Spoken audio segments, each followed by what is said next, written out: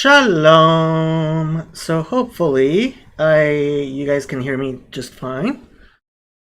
Uh Let me see what I am doing. Okay. So sorry about the light. The sun will set soon.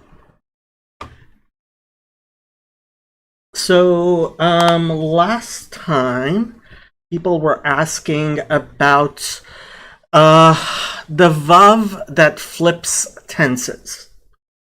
I would say the Wikipedia article is actually very, very good. I personally am of the opinion that the linguists go a little bit too far as trying to understand a language.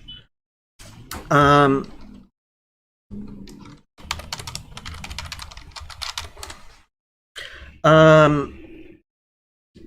so I don't put 100% belief in what the linguists say. I mean, they study various Semitic languages and things like that. And so basically, I think they go a little bit too far. Okay? When it comes down to it, I put a link to this to this document, which you can find on Google, from billmounts.com, which really goes into the actual, like, to the point of telling you how the nekudot, the punctuations change. Now, if you actually read Hebrew, you'll see that a lot of the changes are things that most people don't pronounce and couldn't really hear. So the difference is, and you have to remember that the nekudot, right, the vocalizations, were actually created thousands of years, certainly hundreds of years after the Bible was finalized. So the text is the consonantal text. We have a tradition for recording how it was, no thank you, how it was pronounced, and the differences generally are not things you would be able to hear. For example, here it's showing you, right? So the segol turns into a tsere, right? In modern Hebrew, nobody even tries to pronounce a tsere and a segol differently. It's hard to hear the difference, or yeah. So personally, I don't make as much of a differentiation as a lot of people do. I think it's mostly just flipping. So, like the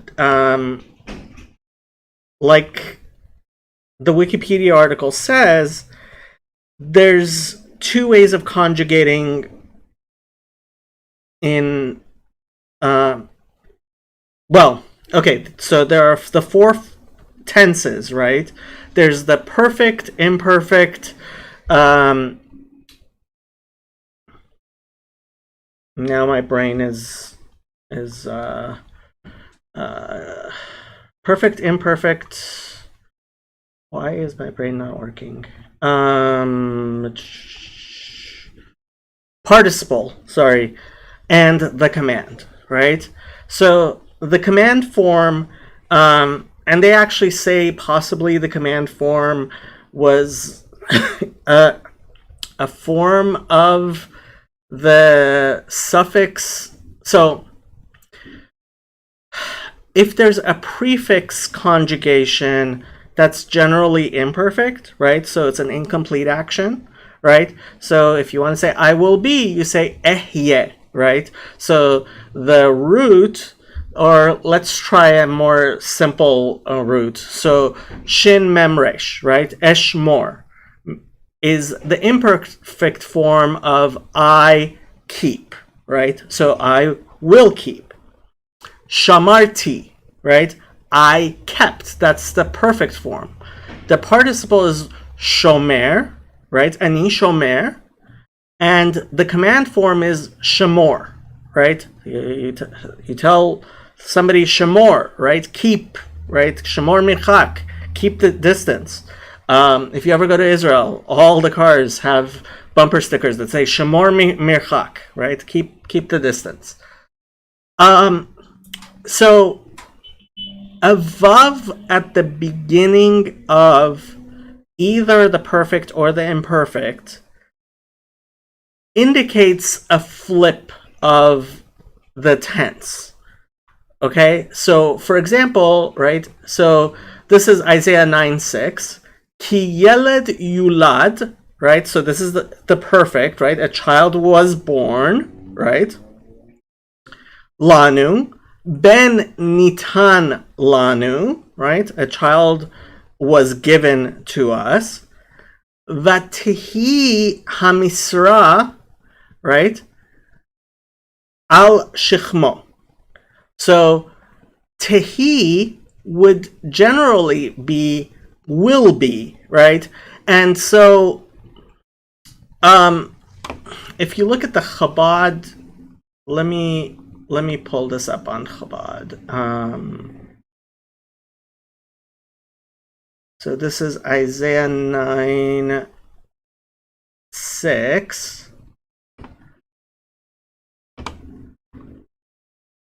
Isaiah 9, right? So 9:6 to 9:5 in the Hebrew, right? For a child has been born to us, a son given to us, and the authority is upon his shoulder. The wondrous advisor, the mighty God, the everlasting Father, called his name the Prince of Peace. So you see that they're either in the present or the perfect, right? Well, obviously the Christians, because they want to say that this is about Jesus, they will say that it's actually in the it remains in the future, in the imperfect, right? In the incomplete. Vatehi hamisra al shechmo, right? And the misra is government rulership, right? Will be on his shoulder, right? Well, really, I mean, you have pual, right? These are perfect. Nitan, perfect, right? You have vatehi. So tehi is in the imperfect, but there's a vav at the beginning, right? So it's not really in the imperfect, right? It's because we're talking about something that's ongoing, right? So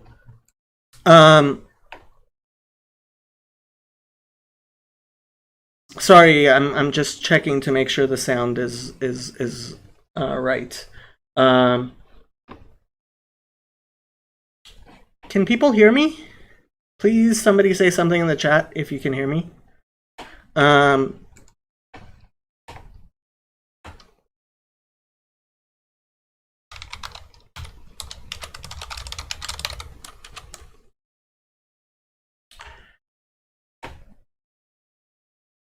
Okay, so hopefully people can hear me. Okay, great, cool. I was getting an error message from YouTube. Okay, so to me, it's pretty clear that this vav is actually flipping the tense from the imperfect to the perfect, right? And so that doesn't necessarily mean that it's completely, I think you have to try to understand within the context what it's talking about, right? This is a prophetic text about a baby that has been born, right? And, but the Christian translators want this to be about Jesus. So when you translate it to English, is it impossible to say that this should be translated as will be, right? That rulership will be on his shoulders? It's not impossible, but to me, in context, when you understand it, right, it's pretty obvious. So if we look at Genesis 13, so Genesis 13, obviously, right, this is all absolutely flipping. It's talking about Abraham, right? It says, Vaya'al Avraham mimitzrayim hu ve'ishto, right? So if you take the vav away from there, right, this is in the imperfect. So Avram will go up from Egypt. Well, obviously, this is meant to be flipping it. It would make no sense without the vav, right? Without the vav, you would be like, what are you talking about? And a lot of places, it's pretty obvious that it is being flipped. Now, is it exactly the same as just flipping it? I would say that Christians have more than a little bit of a dog in the fight to try to understand it as not necessarily just a flip. And maybe Jews do have, it's up to you. I don't think you should be reading the Bible in an incredibly technical way, personally. That's not how I read it personally, right? So if you're going to be very, very technical, and you're going to take the Masoretic text as, the punctuation being perfect, right? The nekudot being, the vocalization being perfect, and if you're the type who understands the diktuk, right, the grammar very, very well, and you're gonna look into the cantillations and stuff, you can try to be very, very exact about it. And honestly, I don't believe that the Masoretes were trying to interpret things in the wrong way. Most of the punctuation is really obvious to somebody who speaks Hebrew. When you're reading it as somebody who knows Hebrew, and this is part of the reason. A lot of people, they say, if you're going to learn biblical Hebrew, just learn Hebrew, right? Immerse yourself. Possibly the easiest way to do it is actually to learn modern Hebrew and then start applying it and falling into the biblical Hebrew. And I was actually possibly going to do a video. There's a channel, Aleph with Bet, and her name is Beth, and she and her husband are linguists, and they're Christians, and they don't do things exactly how I would do them, certainly. Especially they use the Shem Shemayim left and right, which I actually emailed him. He's a really nice guy, and he's written a whole book about why you should say the Shem Shemayim and stuff, and I disagree with him. And I invited him on my channel, but he's very busy. They're very good videos, and they're completely in Hebrew, right? They're not translating, they're not teaching you laws of dikduk the way that I do and morphology the way I do, because honestly, if you're trying to really understand the Hebrew, the best thing you can do is actually to learn Hebrew and immerse yourself into the Hebrew. The possibly more old-fashioned way, I would say, is to the more old-fashioned way is to get really deep into the exact rules of grammar. I'm not a big fan of that either. I think there can be some of a happy middle, engaging the Bible as an actual text, not getting too bogged down in the grammar, and trying, the number one thing you can do to understand the Bible is actually to pray about it, I believe. That's what I think is the right way to go about it. And that's partially why I don't get as, although I tend to know the actual grammar better than most people, I'm not going through every single, thing here. There are a lot of Hebrew grammars out there, right? And if you want to do grammar, you can certainly find biblical Hebrew grammars, which give a lot of rules and laws. I don't think that's the best way to go about it. And if you want to just try to fall into the language, the videos on Aleph with Beth, right? They're very good videos. They're well made, from everything I've seen, and they help introduce you through repetition, and without all the rules. And I think for most people, that's actually going to be an easier way to do it.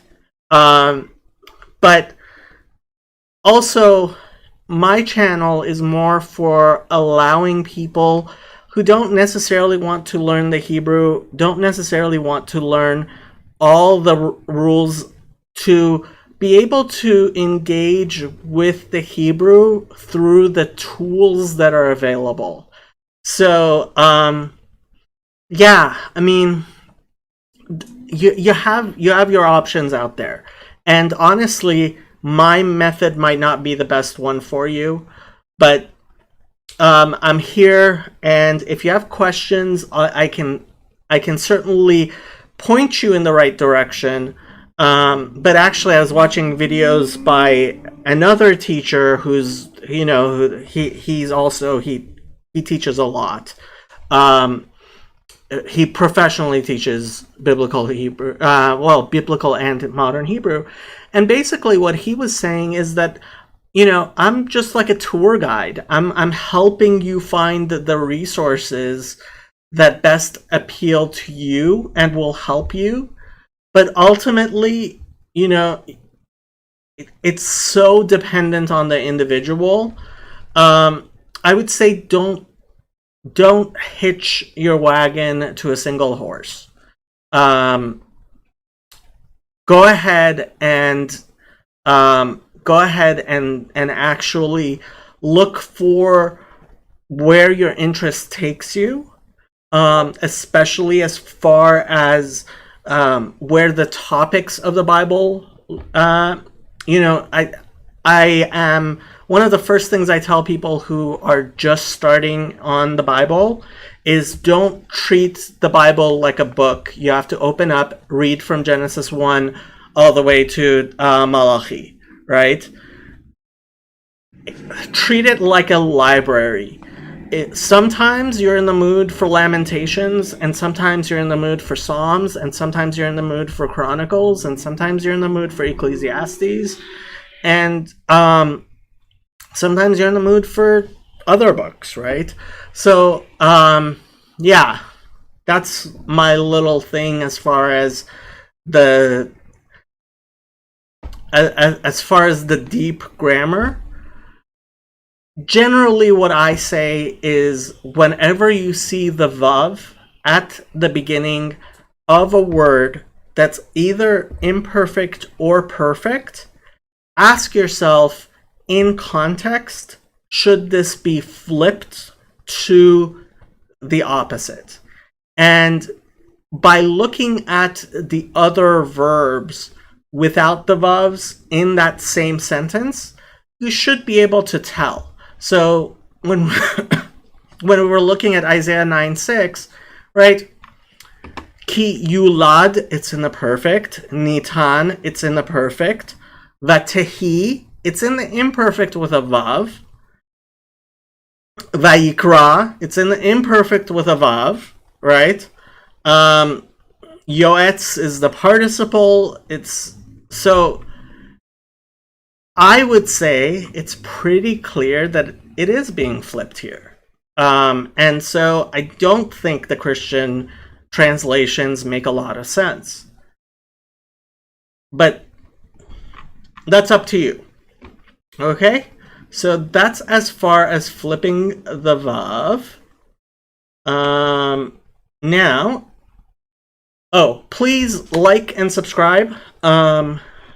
Before I forget, also our Discord is available. I don't know if I put a link in. I probably didn't. Let me put a link in the chat so that people can join Discord if they would like. And if you have questions and stuff, please ask, because the number one thing I offer here is being responsive to what you would like to know. Okay, now let's get into Deuteronomy 11. So we did the first paragraph of the Shema last week. The Shema actually, so in the Tefillin, there are 4 parshiot. In prayers, we say 3 parshiot. The second parsha in the prayers is V'haya im Shemoah, which actually starts, V'haya im Shemoah is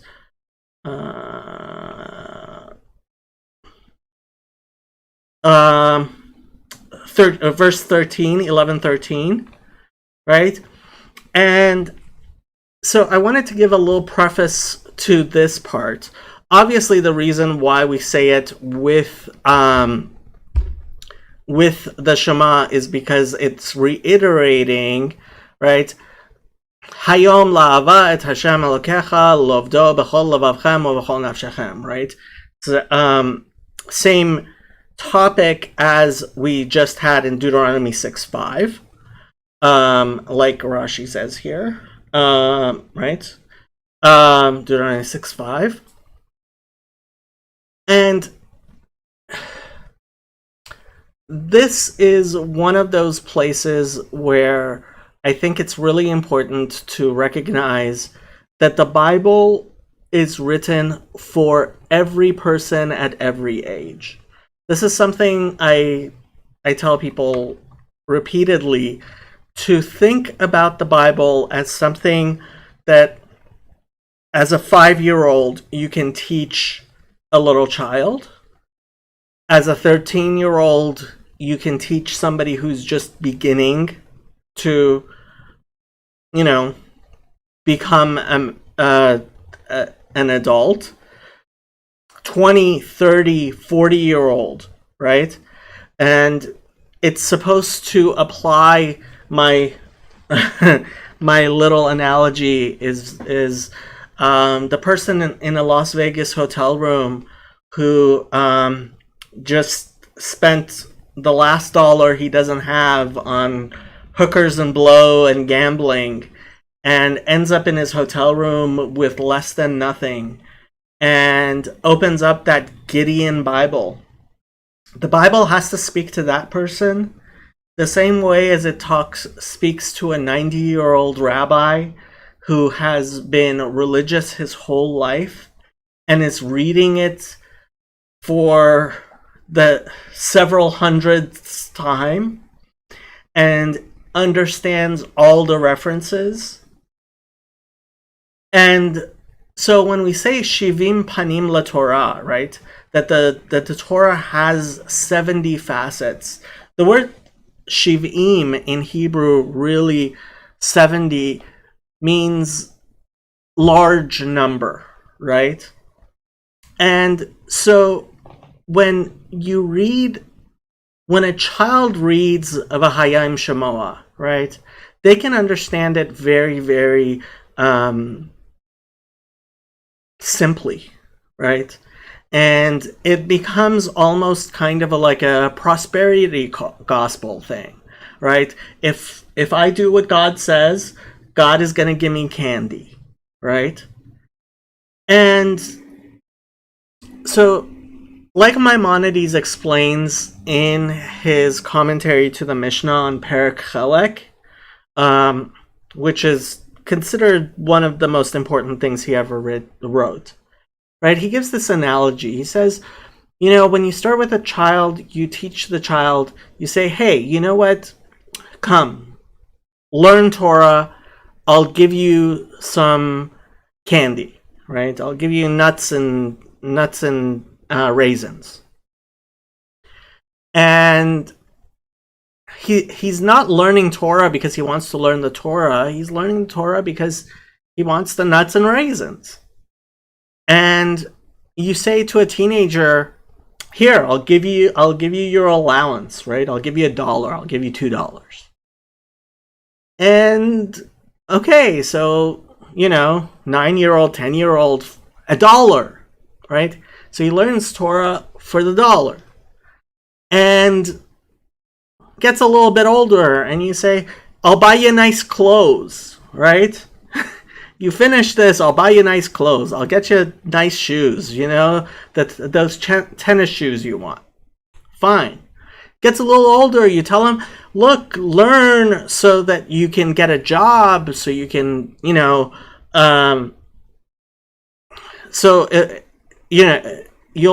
become a teacher, you'll whatever, right? So like we do with college, right?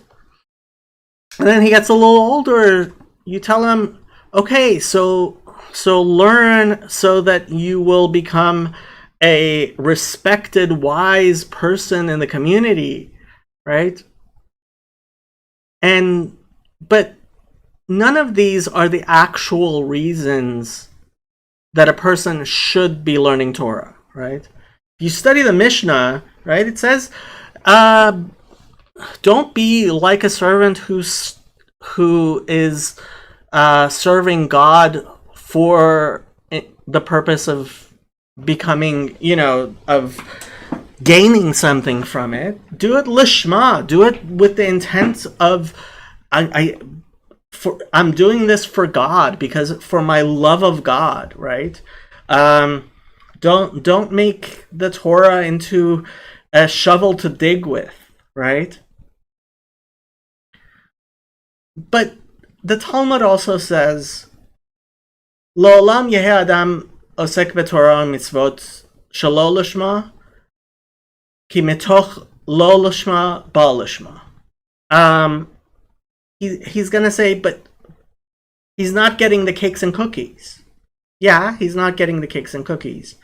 But it's not about the cakes and cookies. It's about what the Torah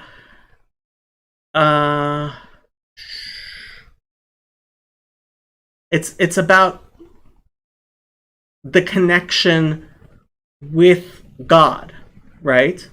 That the connection that you end up having with God ultimately.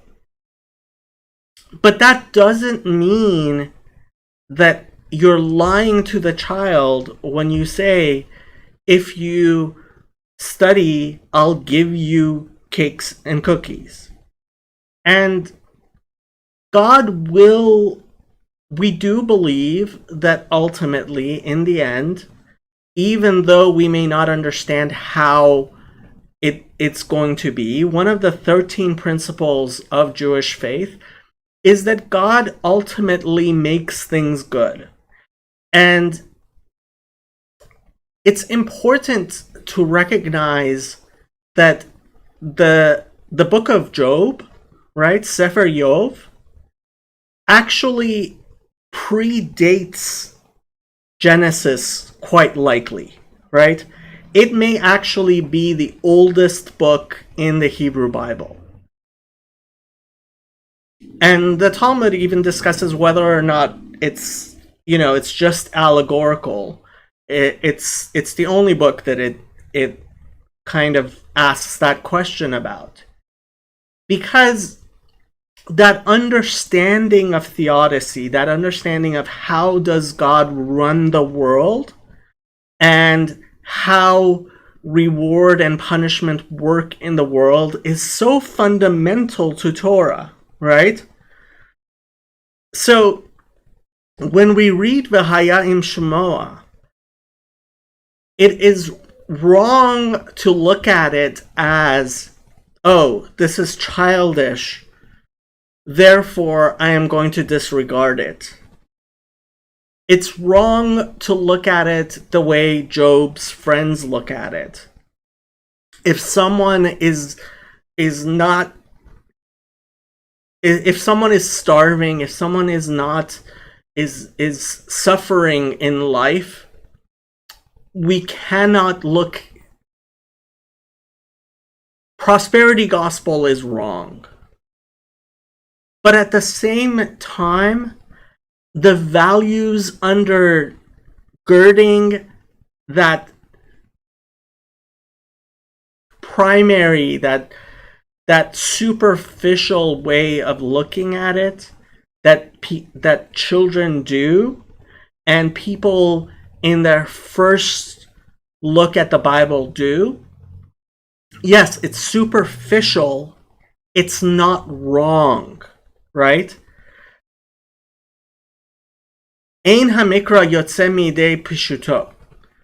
A verse does not escape from its primary, its surface meaning. The deeper meanings are understanding a deeper facet of the same thing. Okay? I hope that's clear. I didn't want this part of the Torah to be dismissed as being superficial, right? Yes, we believe in the sovereignty of God. We believe in theodicy. We believe that how God runs the world is beyond our understanding. But at the same time, our faith is based on, and part of the Shema is, V'haya im Shemoah tishma'u. If you listen to what God has to say, it will be good for you. And if you don't, it will be bad for you. Right?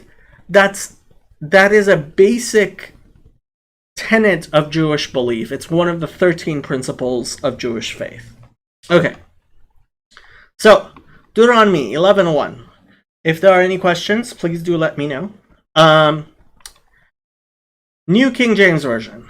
Therefore, you shall love the Lord your God and keep his charge, his statutes, his judgments, and his commandments always. NIV. Love the Lord your God and keep his requirements, his decrees, his laws, and his commands always. Chabad. Therefore, you shall love the Lord your God, keep his charge, his statutes, his ordinances, and his commandments all the days.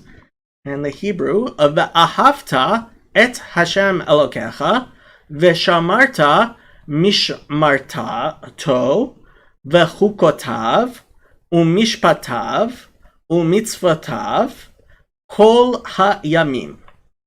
So, the vav is obviously flipping it. It's ahavta, it's in the perfect, but it's a command for the future, right? You shall love, ahav, right? Aleph, hey, bet. Et Hashem Elokecha, right? The direct object marker. Havaya, your God. Vet shamarta. So again, the vav is flipping it. The root is shin mem resh, to keep. And mishmarto is a noun form of that root shamar. So shofet means, shafat means judged. Mishpat is judgment, right? Tabach is to butcher an animal. Mitbach is a kitchen, right? Kadash is to sanctify. Mikdash is the temple. Mishmar is the noun form of keep or guard, right? So that's why they're translating it as charge. Mishmar, right? So mishmarto, his charge. Vechukotav, umishpotav, umitzvotav. And like we said, there are three classes of commandments.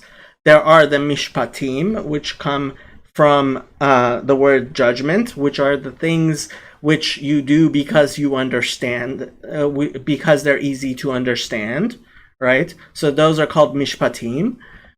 Mitzvot comes from the language of tzav, right, which means to connect.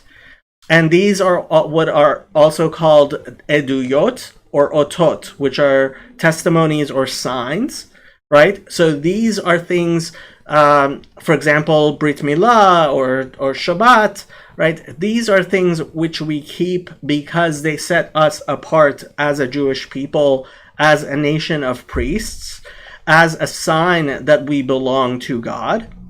And chukotav, which is usually translated as statutes, those are the things which are impossible to understand, which is what we generally say the laws of kashrut, and actually most of the laws of sexual relations as well.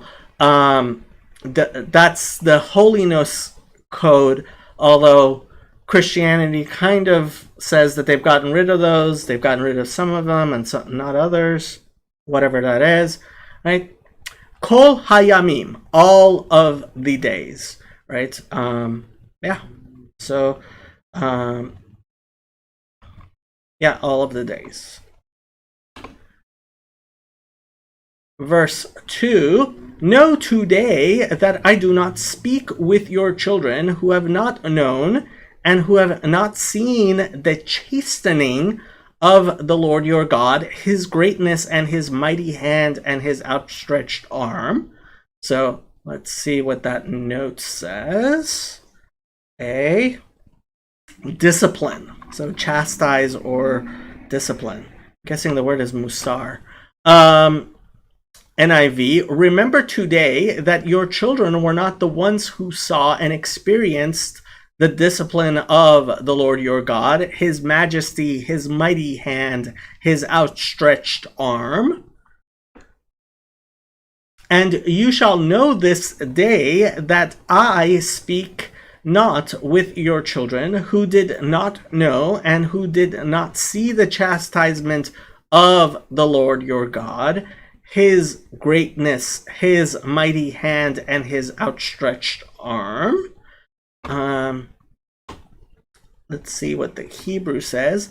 Vayadatem, vidatem, hayom ki lo et benechem asher lo yad'u va'asher lo ra'u et musar havaya elokechem et godlo et yado hachazaka uzro'o hanetuya. So this is an incomplete sentence, right? So vayadatem, this is in the vidatem. says conjunctive perfect, but it's conjunctive imperfect because there's the yud there. Yadatem. Oh no, the yud is part of the root. I'm sorry. Yeah, it's in the perfect and it's being flipped. Yes. Hayom. I thought the yud was part of the imperfect and it's not. Today. So you should know today. Ki. So because that for lo et benechem, right? Not to your children, all y'all's children. Asher lo yad'u, which did not know. It's the imperfect of yada, right? Va'asher lo ra'u, which did not see. The root there is resh aleph he. Et musar, and like I thought, that chastisement, that word musar. So there's that verse Yisar Yisrani Ka Vetili Leshua, and it shall be God shall surely chastise me, and it shall be my salvation. That's what I always think of. I think the root is actually Yud Sin Resh. Yes, Yud Sin Resh. To discipline, chastise, admonish. Honestly, I wish Strong's Concordance would just do the three letter roots. That's how I would do the concordance if I were to make a concordance, and I would put Musar under Yud Sin Resh, so you would be able to look all of them up. But they do tell you that, you know, what it's from. So this is the word Musar, which does show up quite a bit in the Bible. 50 occurrences in that term Musar. And in modern Hebrew or Rabbinic Hebrew, Musar refers to... there was a Musar movement, so there are books that are known as part of the Musar movement, which are books that are meant to make you repent of your not great habits. Yeah. So that's Musar. So that's in the construct form with Havaya and Elokechem. Yeah, right. All y'all's gods. Et Godlo. So Godlo comes from Gimel Daled Lamed, to greatness or big, right? To grow, right? Et Yado HaChazaka, right? And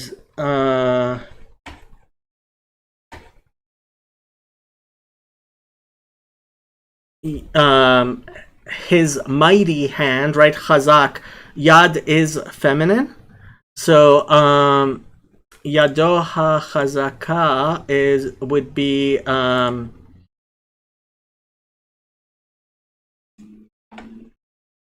the his. So Chazak means strong or means to grab, right? So his mighty arm. This is this triplet here, right? Godlo, Yado, Chazaka, Yizroa, Netuya. These are things that are repeated in the Bible a lot of times. And Zroa, right, is arm, and Netuya, outstretched. Yeah, I mean, this shows up a lot in the Bible. So, sure, we've done it before. Okay, verse 3. His signs and his acts, which he did in the midst of Egypt, to Pharaoh, king of Egypt, and to all his land. The signs he performed and the things he did in the heart of Egypt, both to Pharaoh, king of Egypt, and in his whole country. Chabad. His signs and his deeds, which he performed in the midst of Egypt, to Pharaoh, king of Egypt, and to his entire land. Ve'et ototav ve'et ma'asav asher asa betoch Mitzrayim Lefaro melech Mitzrayim ulachol artso. Okay, so these are the direct object markers, right? All the ets, right? Otot. So this is written bechisaron, which I'm a little bit surprised at, but okay. So these are cholam chasers, both of them. And an ot is a sign, right? Shows up a lot in the Bible. Ve'et ma'asav. So ma'asim comes from, it's the same, it's the noun form of ein sin he, right? La'asot, to make or to do. So ma'asim are acts. Asher asa, which he did, right? Betoch, in the midst of Mitzrayim, Egypt. Lefaro, to Pharaoh. Melech Mitzrayim, king of Egypt, right? It's in the construct form. Ulachol, and to all Artso, his land, right? Artso is his is going off of Pharaoh, obviously.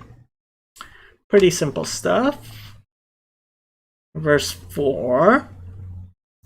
What he did to the army of Egypt, to their horses and their chariots, how he made the waters of the Red Sea overflow them as they pursued you, and how the Lord has destroyed them to this day.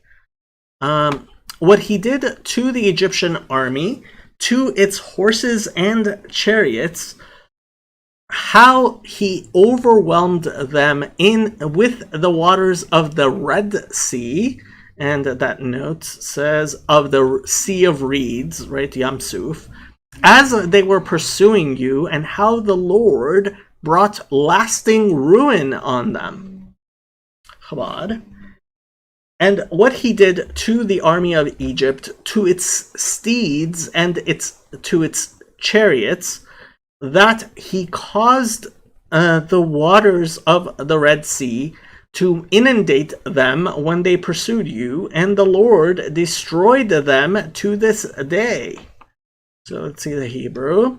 Va'asher asa l'cheil Mitzrayim l'susav ul'rechvo asher hetzif et mei Yam Suf al pneihem berotfam acharechem v'yabdem havaya ad hayom hazeh. Okay, so asher asa, what he did, l'cheil, so chayil can be riches, and it can also be so a chayil is a soldier, right, in modern Hebrew. L'cheil Mitzrayim, the army of Egypt. I guess it could also be wealth, strength, efficiency, wealth, army, right? Mitzrayim, it's in the construct form with Egypt.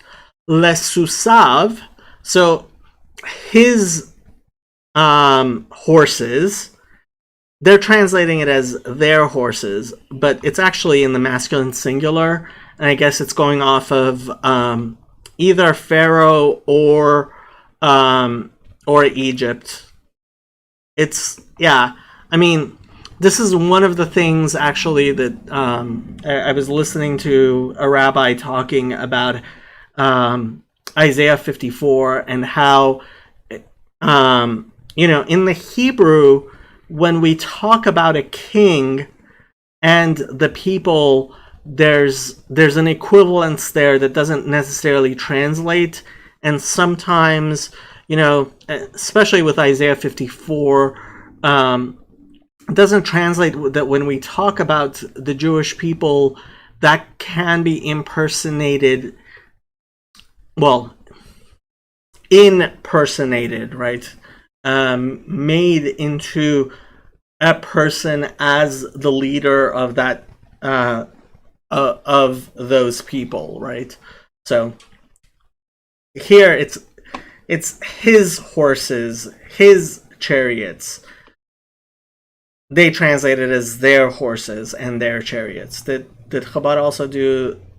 So Chabad does its chariots, right? Because they're going off of Egypt, right?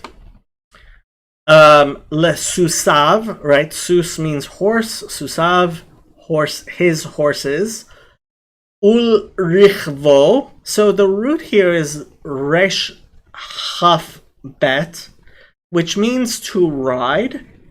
It can also mean to graft, right? And a rechev is a chariot or something that's ridden on a wagon, right? Here, obviously, it's talking about chariots, right? It's a richvo. Asher hetzif. So this is root. I don't know that well. Tzaddik Vav Pei. So they only have it as in 3 instances. Loan word.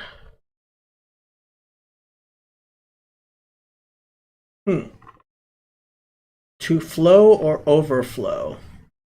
I would say this is kind of, yeah, it may be alliterating with suf, right? Suf and suf. Because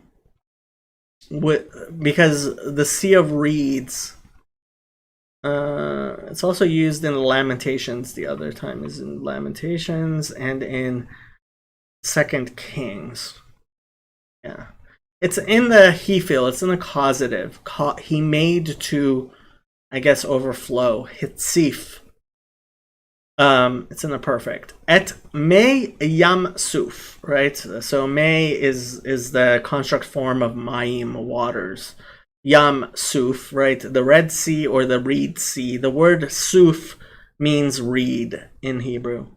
Al pneihem. So this is the preposition with the ayin.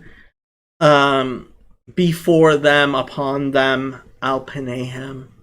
Yeah. Berodfam, so the root is resh dalad pei, which is to pursue, right? Rodef is a person who's trying to kill someone else, right? So berodfam, in them pursuing as they pursued you. Berodfam acharechem, after all y'all. Ve'ya'abdem, so the root is aleph bet dalid, which means to destroy or to lose, right? And aveda is a lost object. Havaya ad hayom hazeh, on to this day. Yeah, that's an interesting way of putting it. To this day, there's no Rashi. That's an interesting way of putting it. Okay. Verse 5. What he did for you in the wilderness until you came to this place. NIV. It was not your children who saw what he did for you in the wilderness until you arrived at this place. So I'm guessing the NIV is trying to jump the bridge, because all of this, I mean, really, I wouldn't have broken all this up into several verses. Obviously, we have the Bible broken up into the verses that they are. Chabad. And what he did for you in the desert until you arrived at this place. Yeah, the NIV is trying to pull the context from previous verses.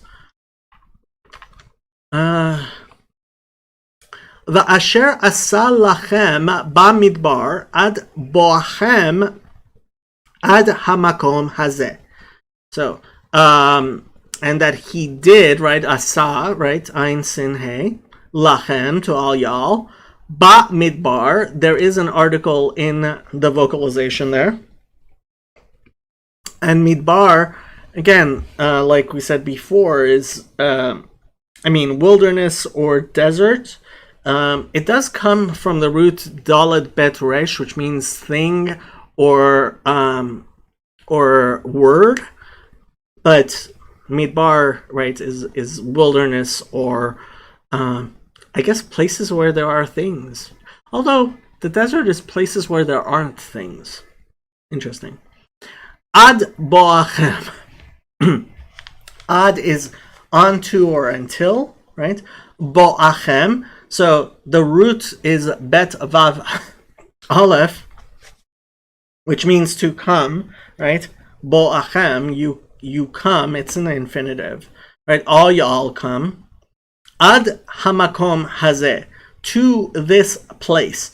And makom is b'milui vav, and like I have said, I think I've explained, makom is also one of the names of God. So when we talk about ad hamakom, is implied until you come to God, but until this place as well.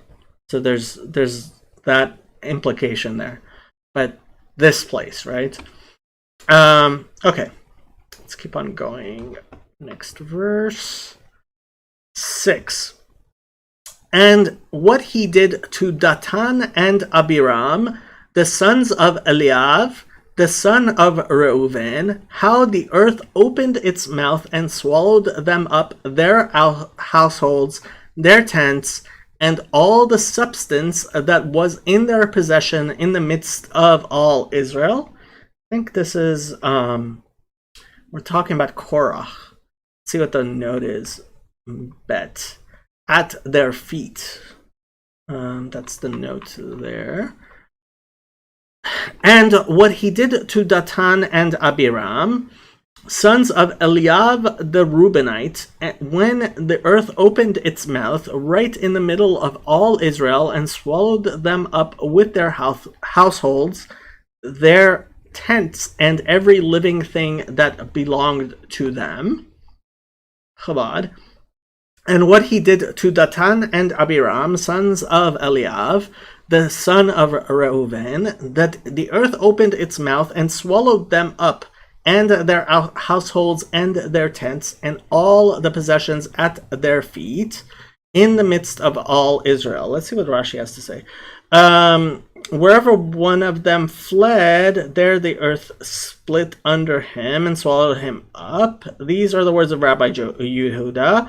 Rabbi Nehemiah said to them, but has it not already been stated, and the earth opened its mouth, Numbers 16:32, and not its mouths, right? Piha, right? Not piha, not pioteha, implying that the earth opened only in one place. Rabbi Yehuda said to him, how then do you explain in the midst of all Israel, betoch Israel? All right.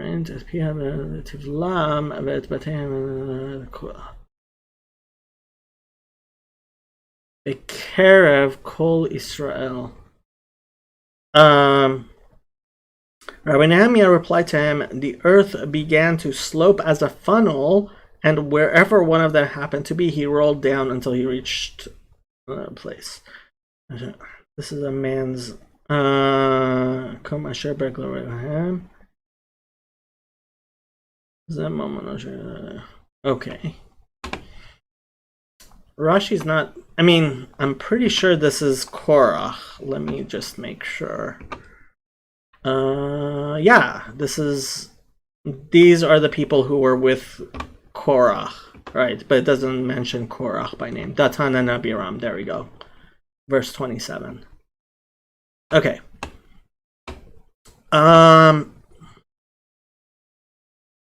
Right, verse 6. Va'asher asa ledatan ve'la'aviram b'nei Eliav ben Reuven asher patzta haaretz et piha ve'tivla'em ve'et batehem ve'et ohalehem ve'et kol hayakum asher baraglehem bekerev kol Israel. So I guess Rabbi Yehuda and Nehemiah were talking what exactly Bekerev Kol Israel means. Okay, Vasher asa, which he did, right? Le Datan, to Datan, ve Aviram, and to Aviram, right? These are their names. Bnei Eliav, the sons of Eliav. Ben Reuven, and Eliav was the son of Reuven. Asher Patzta, so Patzta means like a wound, I think, to part or open. Patzta piha et piha. Genesis 4. It also has patzta, right? The adama breaks, opens its mouth. Patzta hadama. Numbers again. So it's talking about land several times. Yeah. So shows up 15 times. Deliver, gape, open, rid, utter. Especially the mouth. Okay. It's a primitive root. Pei tzadik hey. Okay. Patzta haaretz, right? Because aretz is feminine, so this is also in the feminine, right? Et piha, her mouth, single mouth. That's what they were talking about. Vetivlaem, right? So the root is bet lamed ayin, which means to swallow, right? Boleh. Ve'et batehem, and their houses, right? Batehem. Ve'et ohalehem, and their tents, right? An ohel is a tent. Ve'et kol hayekum. So yekum comes from the root kuf vav mem, which means to, and that's what Rashi was explaining, that it talks about, that's talking about wealth. Kuf vav mem means to stand or to establish, right? Yikum asher baraglehem, that which literally stands their legs up. That's the literal language, but it's talking about their wealth, their possessions. Bekerev, so korban, like, right, as a sacrifice, is something that's brought close. Kerev is midst, right? Closeness. Karov, something that's karov is close, right? Bekerev kol Israel, all of Israel. Next verse 7. But your eyes have seen every great act of the Lord which he did. But it was your own eyes that saw all these great things the Lord has done.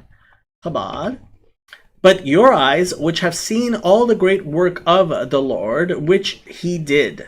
Let's see, the Hebrew. Ki einechem haroot et kol maaseh havaya hagadol asher asa. Lots of chisarons in here that I'm kind of surprised at, but ki, but, or because, einechem, all y'all's eyes, ha-ra'ot, which see, right? The root is resh aleph hey, which means to see. And since eyes are eyes take a feminine even though I think can be masculine or feminine. I think it usually takes, no, I think sometimes it takes one and sometimes it takes the other. Here it's being conjugated in the feminine. And with the chisaron, these are all both cholam chasers, ro'ot. Et kol maaseh, all the deeds or acts, and it's in the construct form with havaya, right? The tetragrammaton. Hagadol, again, bechisaron, the greatness, the great things, right? Asher asa, which he did. Yeah. So they're translating great work. And you can read the Rashis there if you like. Okay.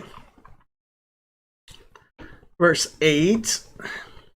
Therefore, you shall keep every commandment which I command you today, that you may be strong and go in and possess the land which you cross over to possess. NIV, observe, therefore, all the commands I am giving you today, so that you may have the strength to go in and take over the land that you are crossing the Jordan to possess. So, again, NIV is trying to give context where the Hebrew itself might not have it. Chabad, therefore, keep all the commandments that I command you this day, in order that you may be strong and come and possess the land to which you are crossing to possess it. Right? Ushmartem et kol hamitzvah, asher anochi metzavecha, hayom lema'an techzku, uvatem verishtem et haaretz, asher atem ovrim shama lerishta. Okay, so in the middle of the sentence, it switches from the singular to the plural. So ushmartem, right? So that's getting flipped from the perfect to the imperfect. Shamar, right? To keep. And it's in the plural, right? All y'all should keep. Et kol ha-mitzvah, all the commandment in the singular. Asher anochi, which I, and anochi is the more formal way of saying I. Mitzavecha, right? So it's in the participle. It's in the present tense. Command you, singular you, right? Not all y'all, but just you. Hayom, today.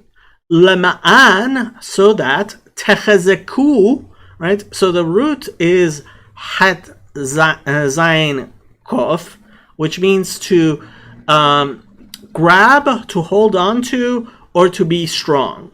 So however you want to translate that here, you may be strong, or you may conquer, maybe you might want to say, right? But now it's switched again to all y'all, right?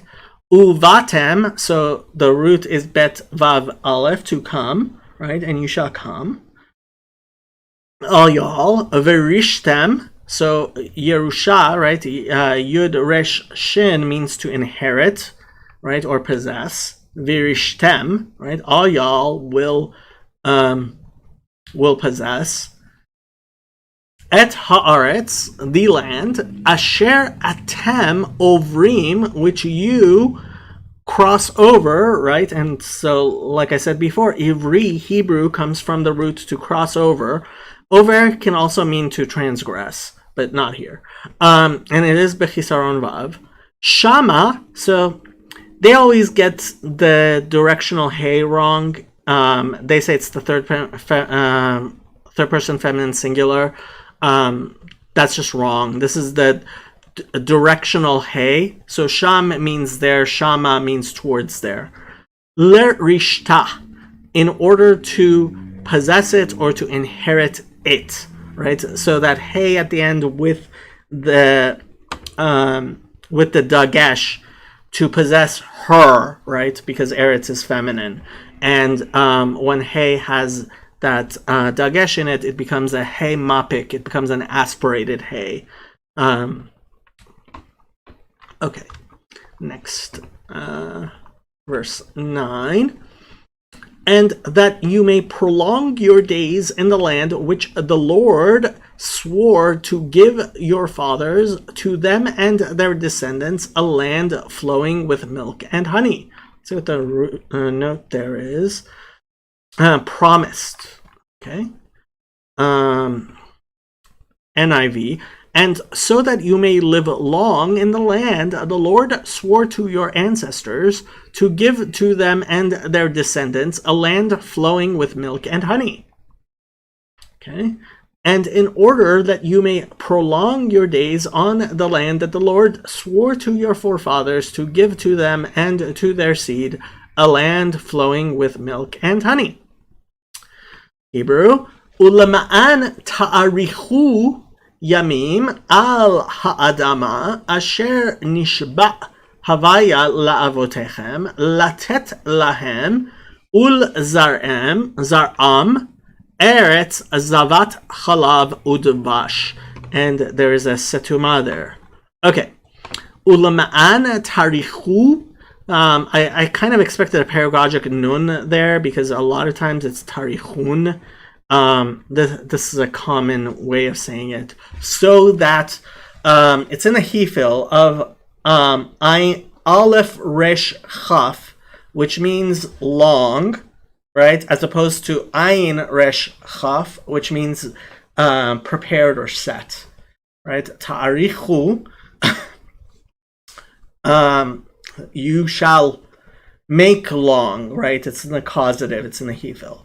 Yamim, days. Al is the preposition of the ayin. Ha'adama, the land, right? Adama I usually translate as clay if you're keeping, it's separate from eretz or other ways of saying land.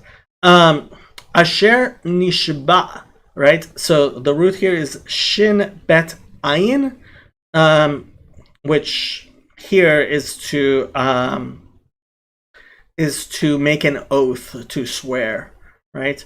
Havaya, that's a tetragrammaton. La'avotechem. Bechisaron vav. Not so strange, but a little strange.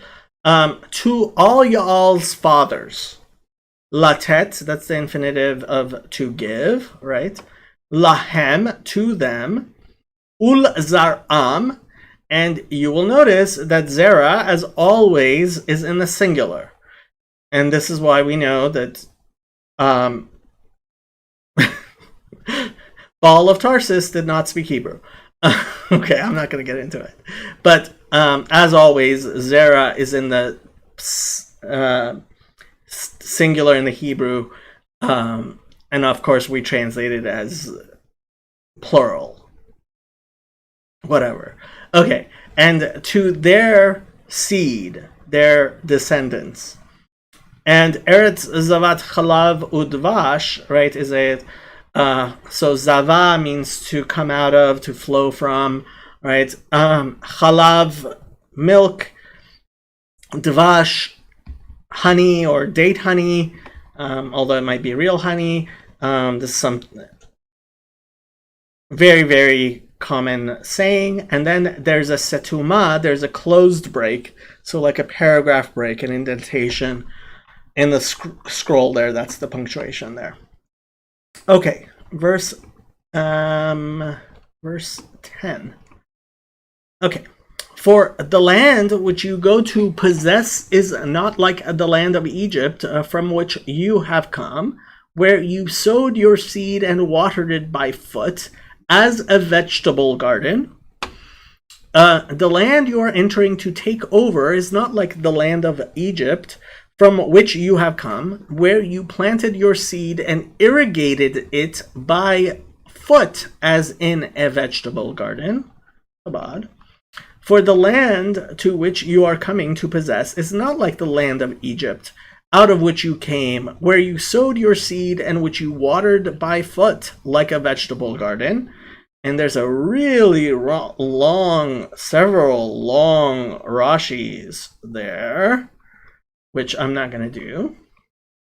Ki haaretz asher ata ba shama lerishta lo che'eretz Mitzrayim hi asher yatzatem, misham asher tizra et zaracha vehishkita baraglecha Kegan Hayarak. Interesting. Okay. So, Kiharetz, because the land, right, with the article. Asher ata ba shama, which you are coming to, right? Is there a space behind milk and honey phrase? It's honestly, it's used so many times. There must be drushas I haven't thought of, I can't think of right now, but it does show up so many times in the Bible, and it talks specifically about about the land of Israel, so as the land of milk and honey. I might look it up. I'm sure there's plenty of midrashim and stuff on it, but can't think of any right now. Okay. Asher ataba shama, which you come, right, to. So again, that hey at the end is the directional hey, right, to there. Lerishta, right? So to possess it, to inherit it. Again, it's like Yereshet, right? Rishta, it, right? The going on eretz, which is feminine.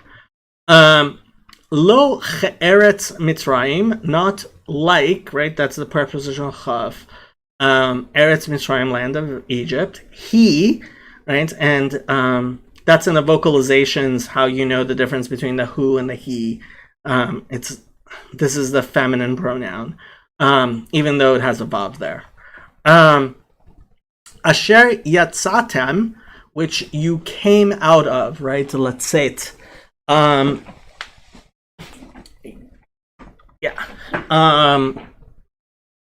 Mi sham, from there. Asher tizra, which is sown, right? Yeah, I would probably translate which is sown.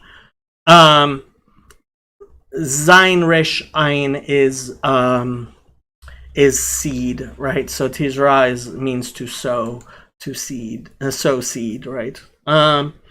Et zaracha, your singular you,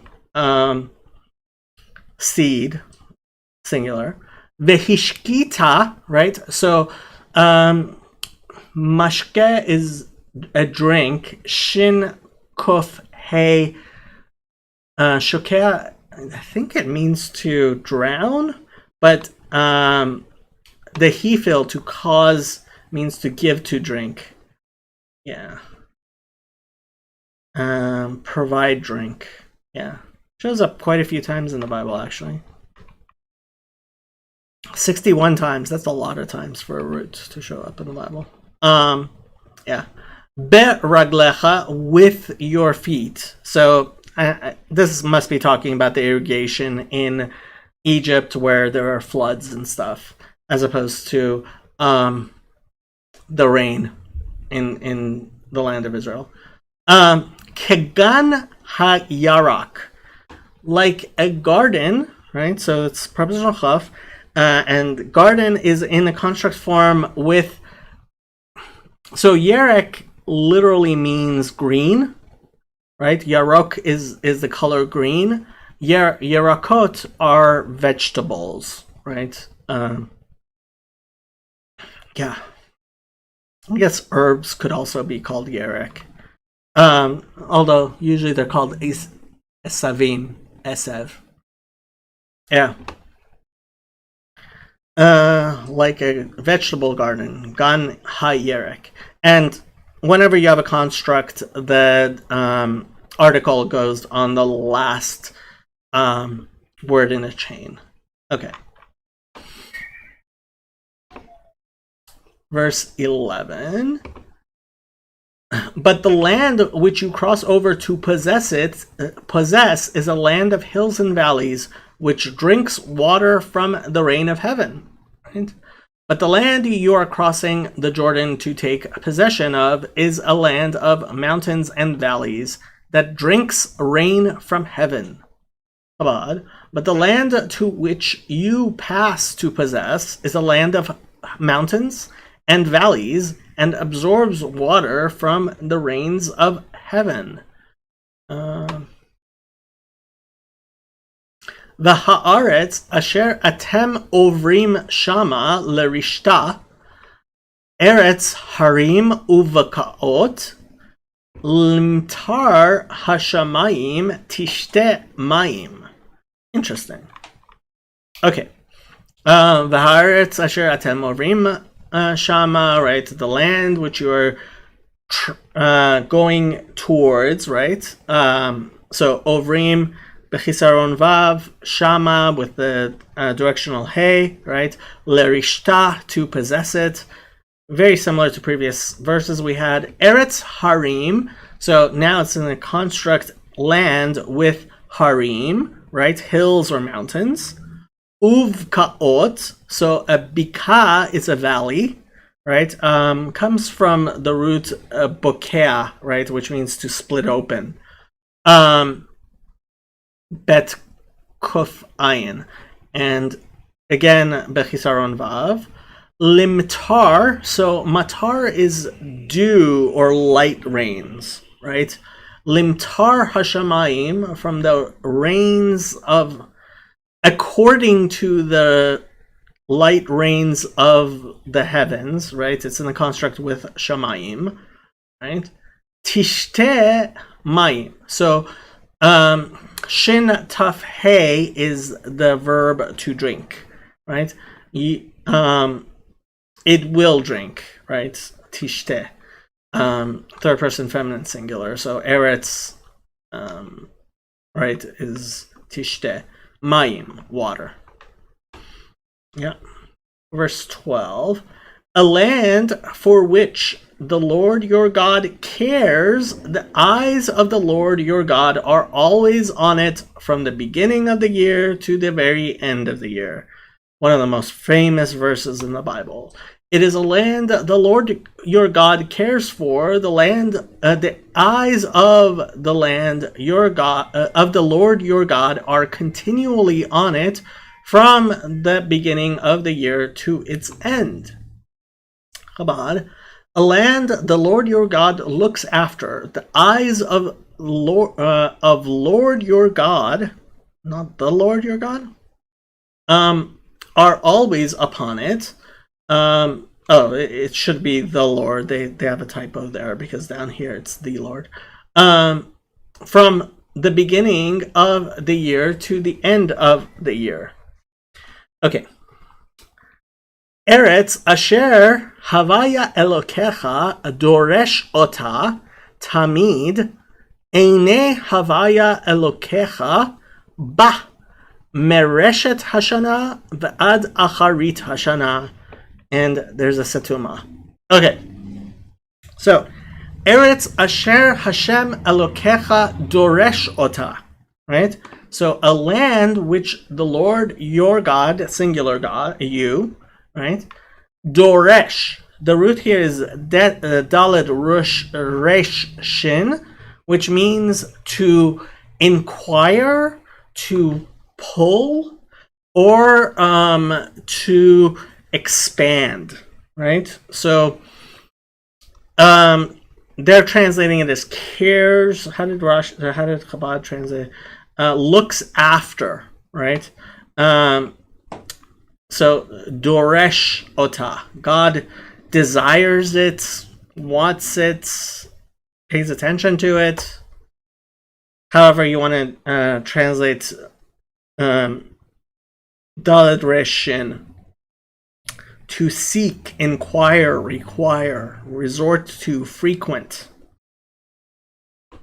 Okay, ota.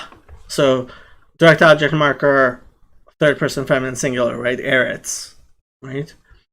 Tamid, always.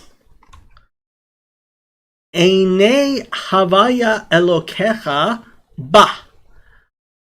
The eyes, right? Einayim is in the construct form with Hashem Elokecha, right? With the Lord your God in the singular, your.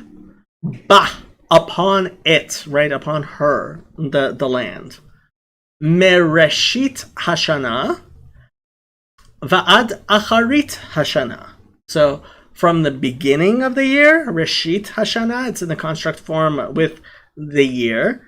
Va'ad acharit hashana, until the end of the year. Pretty simple stuff. Yeah. And then there's the setuma, there's the paragraph break there. Yeah, and there are this is one of the most luckiest verses in the Bible. Lots and lots of drushes on it. Okay, next verse. And here is Vahaya im Shema, right?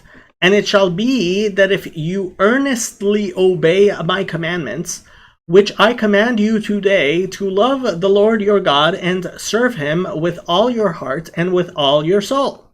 Let's go down. What's the listen to? Okay. So if you faithfully obey the commands I am giving you today, to love the Lord your God and to serve him with all your heart and with all your soul. Chabad. And if you will be, and it will be, if you hearken to my commandments that I command you this day, to love the Lord your God and to serve him with all your heart and with all your soul. And there's all of these Rashis. They're all very midrashic, and I recommend you read them. Okay. V'haya im shamoa tishma'u el mitzvotai asher anochi metzaveh etchem hayom lahava et Hashem Elokechem ulovdo bechol levavchem uvechol nafshechem. Okay. So vahaya, and it shall be, right, because it's getting flipped, im shamoa tishma'u. So this double language, shamoa tishma'u, listen you shall listen, shows up a lot. Kind of expected a vav in the shamoa, it's not there, not huge thing. El is the preposition with the aleph. Mitzvotai, my commandments. Asher anochi, which Anochi, again, is the more formal way of saying I. Metzaveh, so it's in the present tense participle, right? I command you, etchem, hayom, today, lahava, to love, right? Aleph, hey, bet, to love. Et havaya elokechem, the Lord your God, all y'all's God. Ul ovdo, and to serve him, right? The root is ein bet daled, to serve or to worship, right? Bechol levavchem, with all of your heart, and like we said before, you can write heart in Hebrew with one bet or two bets. We say that when it's both bets, it's it means with both sides, right? Both your evil inclination and your good inclination. Uv chol, and with all of nafshechem, your soul, nefesh, right? That's the lowest category of the soul, and it's all y'all's again, so it's in the plural. Okay. Verse 14. Then I will give you the rain for your land in its season, the early rain and the latter rain, that you may gather in your grain, your new wine, and your oil. And the note there says, so with the Masoretic text and the Targum, Samaritan text, Septuagint, and Vulgate, he. What? F.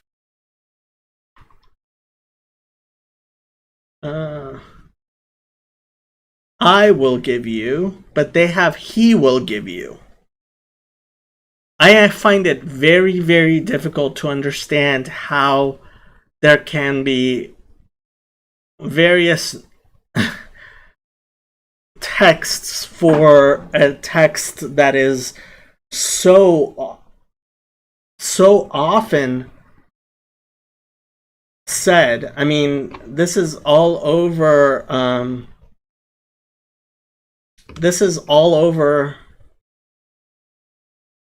Tefillin and prayer books, and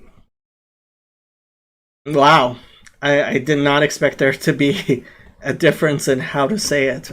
Well, okay.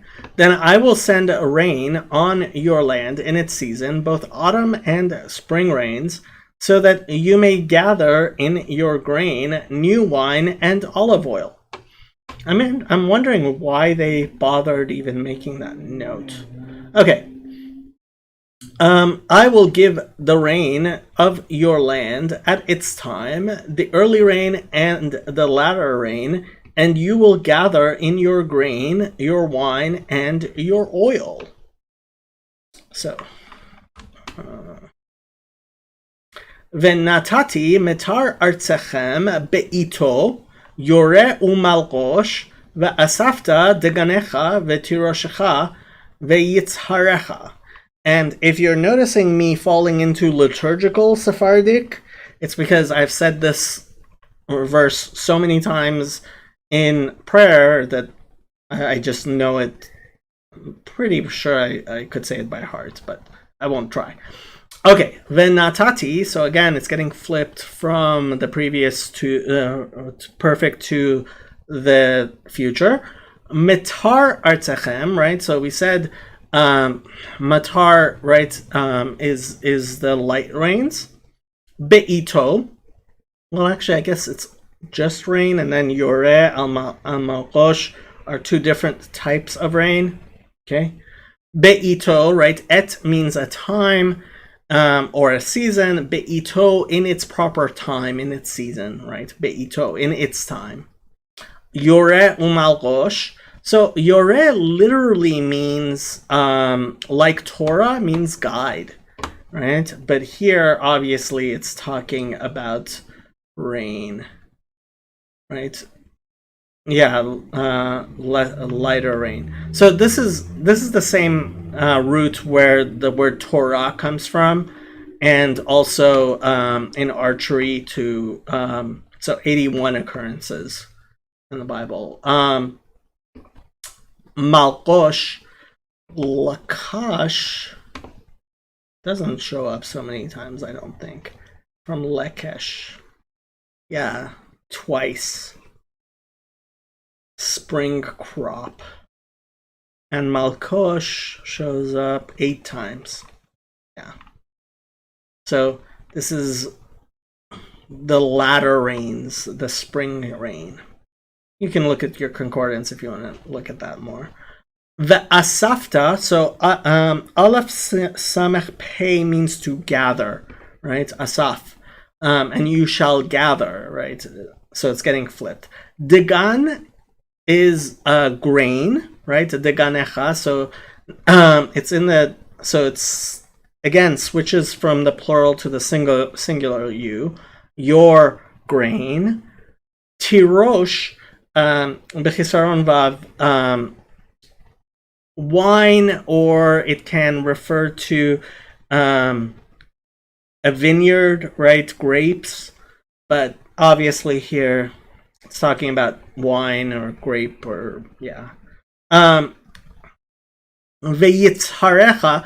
So tzahar actually is an oil press, I believe. It means to press. From tzohar. Oh, midday. I thought it meant to press. Tzaharayim. No, apparently not. But yitzhar does show up. I mean, it's talking about oil.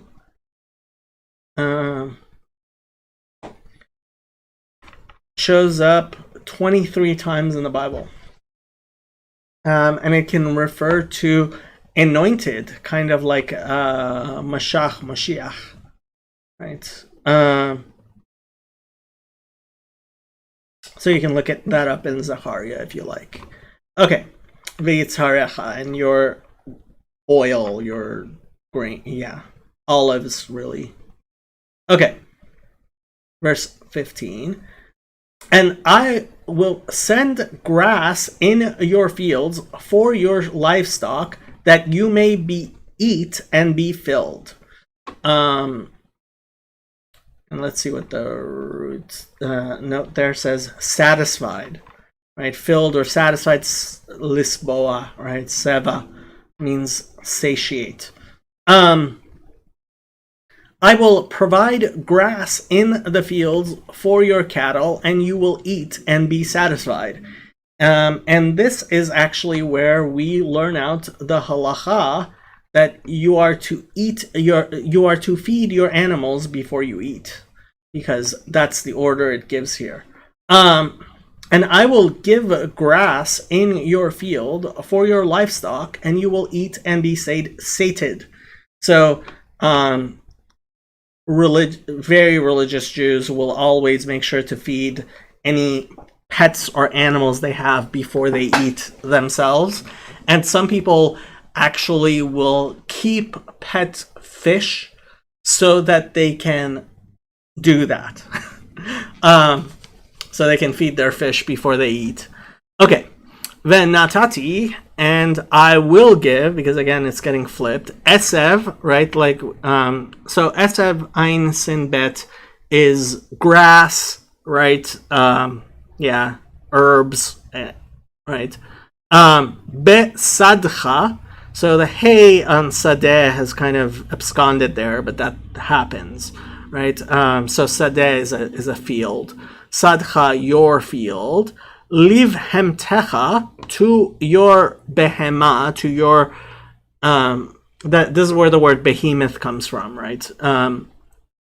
Behema is we would say a large domesticated animal. Ve'achalta, and you will eat. Ve'savata, and you will be satisfied. Sova, right? Sin bet ayin is satiation, can also be old age. Okay. Verse 16. Take heed to yourselves, lest your heart be deceived, and you turn aside and serve other gods and worship them. Be careful, or you will be enticed to turn away and worship other gods and bow down to them. Beware lest your heart be misled and you turn away and worship strange gods and prostrate yourself before them. So this is actually so in the synagogue, this is the verse that will when the cantor is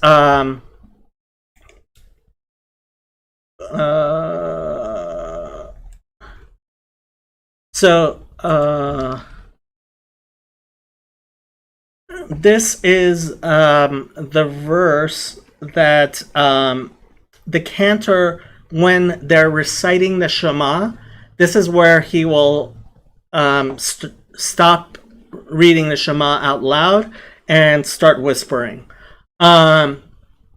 So if you're in synagogue, you'll notice that. Okay, so the Hebrew, Hishamru, right? So this is the nifal. It's the passive of shamar, to keep, right? But it's in the command form, right? So be wary, right? Take heed, be wary. Lachem, all right, all y'all.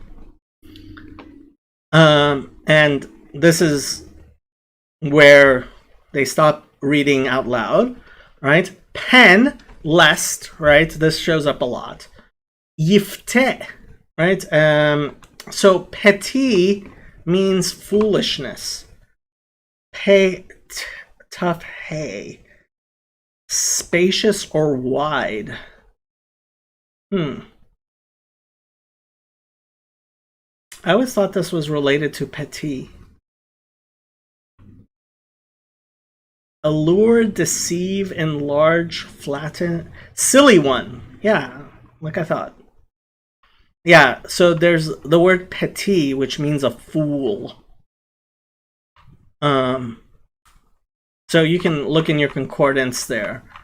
Let me see if they have petit. So Yeah. There's petit, root 6612. Perhaps open-minded. That's funny. Okay.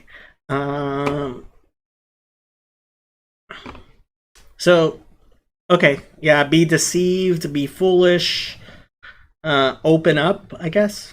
Levavchem, right? Your heart. All y'all's heart, singular heart. And it's with the two bets. Vesartem, so samech vav resh means to turn, right? Sur. And sartem, you turn aside. Va'avadtem, so ayin bet dalet, to serve or to worship, right? Elohim acherim, right? This is a profane use of the word Elohim. That's why I'm not saying Elohim. Acherim. So either other gods or the gods of others. There are various ways of doing that. Vehishtachavitem, and this is that weird verb hishtachava, right? To worship or to bow down, right? Lahem, to them, right? And you will bow down to them. All y'all will. Yeah. Next verse. Lest the Lord's anger be aroused against you, and he shut up the heavens so that there be no rain, and the land yield no produce, and you perish quickly from the land which the Lord is giving you. Be careful, or you will be enticed to... Oh, hold on. Did I skip? Yeah. Then the Lord's anger will burn against you, and he will shut up the heavens so that it will not rain, and the ground will yield no produce, and you will soon perish from the good land the Lord is giving you. Yeah. And the wrath of the Lord will be kindled against you, he will close off the heavens, and there will be no rain, and the ground will not produce its produce, will not give its produce, and you will perish quickly from upon the good land that the Lord gives you. Okay. V'chara af havaya bachem va'atzar et hashamayim ve'lo yihyeh matar v'ha'adama lo titen et yavulah ve'avadtem mehera me'al haaretz hatova asher havaya noten lachem. Okay, so charon af, like we've said many times, is literally flaring of the nostrils, but it means to get angry. Havaya, right, the tetragrammaton, bachem, upon all y'all. The atzar, so ayin tzaddik resh means to stop, right? Here it means to shut up, to close, right? Atzar et hashamayim, he stops up the heavens. Velo yihyeh matar, and there will not be matar, right, rain. Ve'ha'adama, and the clay or land. Lo titen, will not give. Et yavula, so yavul is produce, I guess, yeah.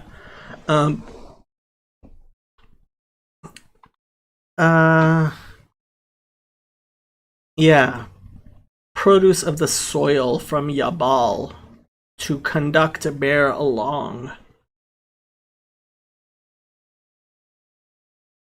Shows up 18 times. Yeah.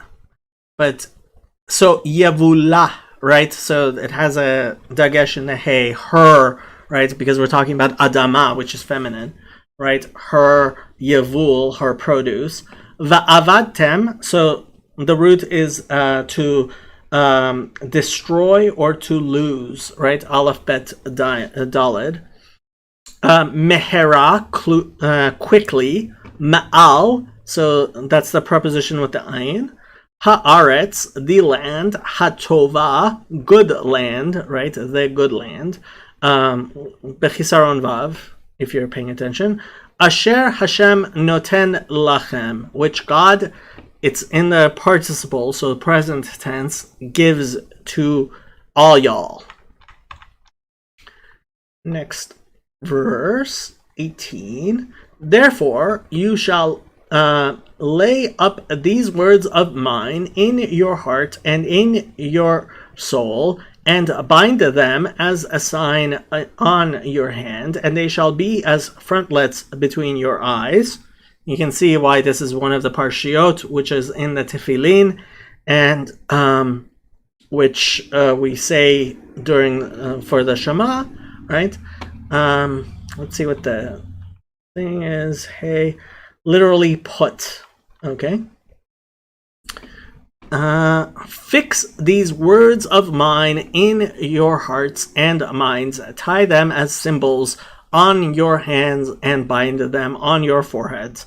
So this is where the cantor will once again start saying the Shema out loud. And you shall set these words of mine upon your heart and upon your soul, and bind them for a sign upon your hand, and they shall be for ornaments between your eyes. V'samtem et devarai ele al lavavchem ve'al nafshechem, uchshartem otam leot al yedchem, ve'hayu letotofot bein einechem. Is this the one where it's yedchem? No. Yeah. Okay. So, samtem, right? Lasum, sin vav mem means to put or to set, right? So, and this is being flipped from the perfect to the imperfect, right? You will set them, right? Et devarai, my words, right? My devarai, my words. Ele, these my words, these words of mine. Al is the preposition with the ayin. Lavavchem, all Yahal's heart with the two bets. Ve'al, again with the ayin. Nafshechem, your soul. Ug shartem, so the root is kuf shin resh. Kesher literally means to tie or to connect, right? Otam, them, right? This is the direct object marker, and because you can tell that it's the direct object marker and not the preposition, because it's otam, not itam, right? If it was the if it was the preposition with, it would be itam. Le'ot, and this time ot is with a vav, as a sign. Al yedchem, so again preposition with the ayin. Yedchem, you. So it's your hand, all Yahal's singular hand, and this is one of the places where we say that Kol Yisrael Aravim Zelazeh, that all of Israel share. In essence, a body, a soul, right? Because it's your hand. All y'all have one hand, right? And also, we only put tefillin on one arm, not both arms. Vehayu, and they will be, right? Letotafot, like we had before. This time, I think last time it was bechisaron both times. This is b'milui vav, the first cholam, and bechisaron, the second cholam.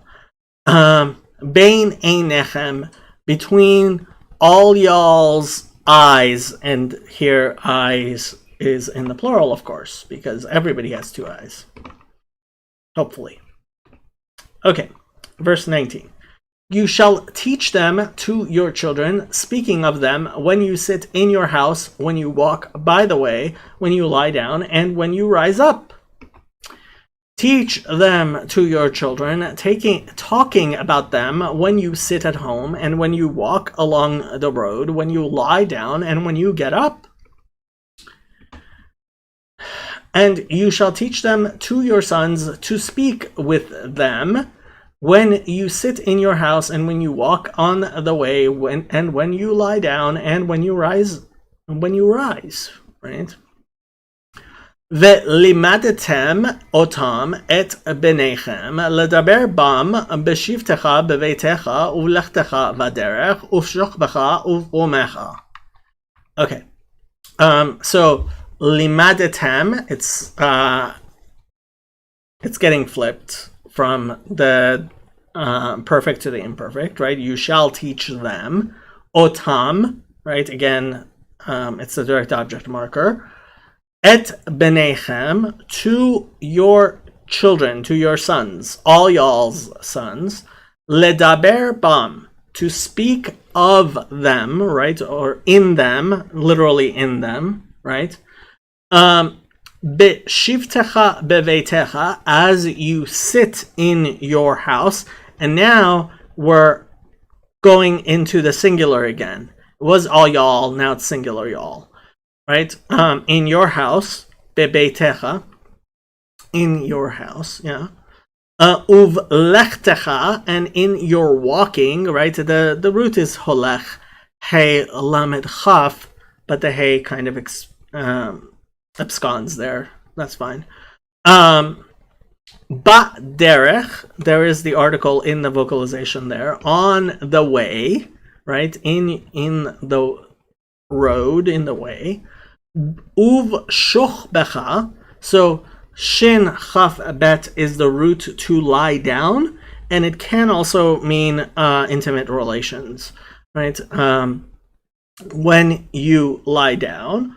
Uv kumecha, and when you stand up. So that's how we learn that you have to say it evening and morning, right? And kum is written with shuruk, not kubutz, if you're paying attention to that. And if you're wondering why I'm saying shochvecha and not shachvecha, it's because I've learned that is a kamat katan. And that's just one of the things you learn after saying the Shema so many times. Okay. Verse 20. And you shall write them on the doorposts of your house and on your gates. Write them on the door frames of your houses and on your gates. And you shall inscribe them upon the doorposts of your house and upon your gates. Like we had last time. Uchtavtam al mezuzot beitecha uvisharecha. And you shall write them, right? It's getting flipped. Al is preposition ayin, mezuzot, written b'milui vav both times. Beitecha, your house, in the singular, right? Uvisharecha, and in your gates or on your gates. Sha'ar is a gate. And so it's plural gates, but it's individual you. Okay? That your days and the days of your children may be multiplied in the land of which the Lord swore to your fathers to give them, like the days of the heavens above the earth. And this is where the Shema ends. The rest of the paragraph is the rest of the chapters in the Shema. Okay, 21. So that your days and the days of your children may be many in the land the Lord swore to give your ancestors, as many as the days that the heavens are above the earth. In order that your days may increase and the days of your children on the land which the Lord swore to your forefathers to give them, as the days of the heaven above the earth. Hebrew. למען ירבו ימיכם וימי בניכם על האדמה אשר נשבע הוויה לאבותיכם לתת להם כימי השמיים על הארץ. Right? למען, so that, yirbu, from the root resh bet hey, I believe is the root. Yeah. Shall increase, shall be multiplied. Yemechem, all y'all's days. Vimei benechem, and the days of all y'all's sons, right, children. Al is preposition on the ayin. Ha'adama, the land or clay. Asher nishba, which was promised by your God, right? Nishba, it's in the nifal, it's in the passive tense. Havaya la'avotechem, right? God to your all y'all's fathers, right? Forefathers. Chisaron vav there, avotechem.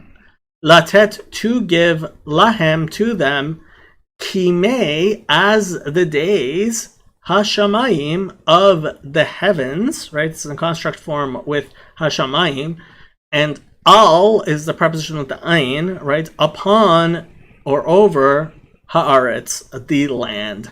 And there's a setuma, there's a closed break there. Okay. 22. For if you carefully keep all these commandments, which I command you to do, to love the Lord your God, to walk in all his ways, and to hold fast to him, if you carefully observe all these commandments I am giving you to follow, to love the Lord your God, to walk in obedience to him, and to hold fast to him,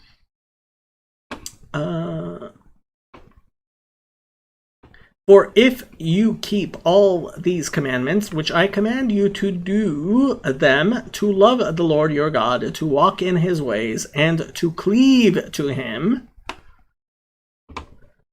Hebrew, ki im shamor tishmerun et kol hamitzvah hazot, asher anochi metzaveh etchem la'asotah, la'ahava et havaya elokechem, ללכת בכל דרכיו ולדבקו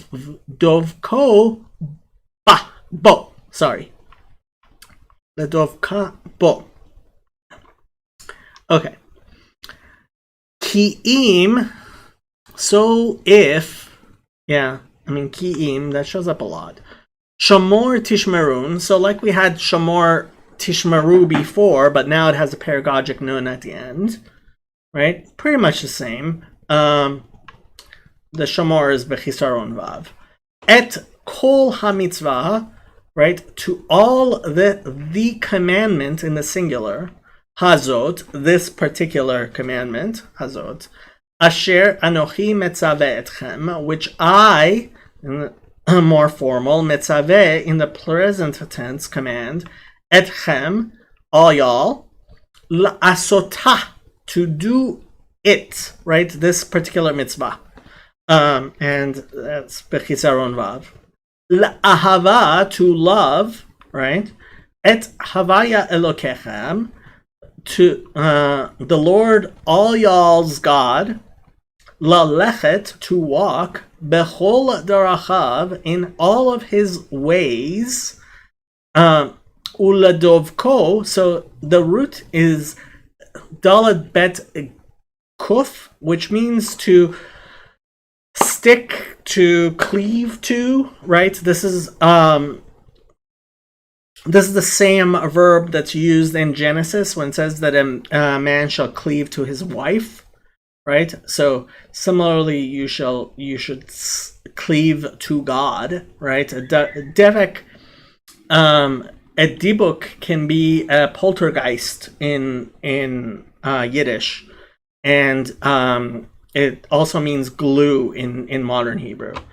Vo, to him, right? Right, hold fast to him, to God. Yeah. Next verse. What is the next verse? 23. Then the Lord will drive out all these nations from before you, and you will dispossess greater and mightier nations than yourselves. Then the Lord will drive out all these nations before you, and you will dispossess nations larger and stronger than you. Then the Lord will drive out all these nations from before you, and you will possess nations greater and stronger than you. Hebrew, Vehorish Havaya et kol hagoyim ha'ele milifnechem virishtem goyim gedolim va'atzumim mikem.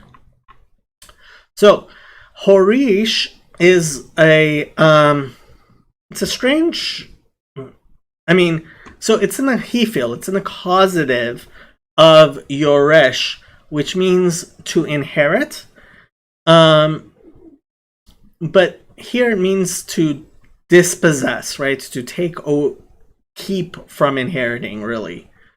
Horish havaya et kol hagoyim, all the nations, right?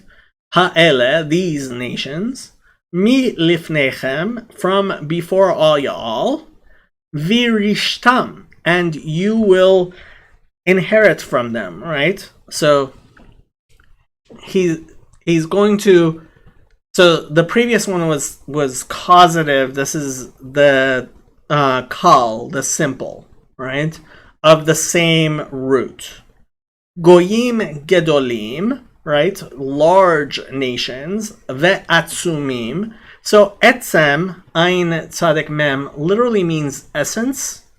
It can mean strength. It means, right, atzum, right, mighty, great, great and great. Mikem, from all y'all, right? Ve'atzumim mikem, from you. 24. Every place on which the sole of your foot treads shall be yours, from the wilderness and Lebanon, from the river Euphrates, even to the western sea, shall be your territory. See what it says, the Mediterranean, right? So this is what some people will claim is greater Israel, and gets all political and stuff. Every place where you set your foot will be yours. Your territory will extend from the desert to Lebanon, and from the Euphrates River to the Mediterranean Sea. Chabad. Every place upon which the soles of your feet will tread and will be yours, from the desert and the Lebanon, from the river, the Euphrates River, and until the western sea, will be your boundary.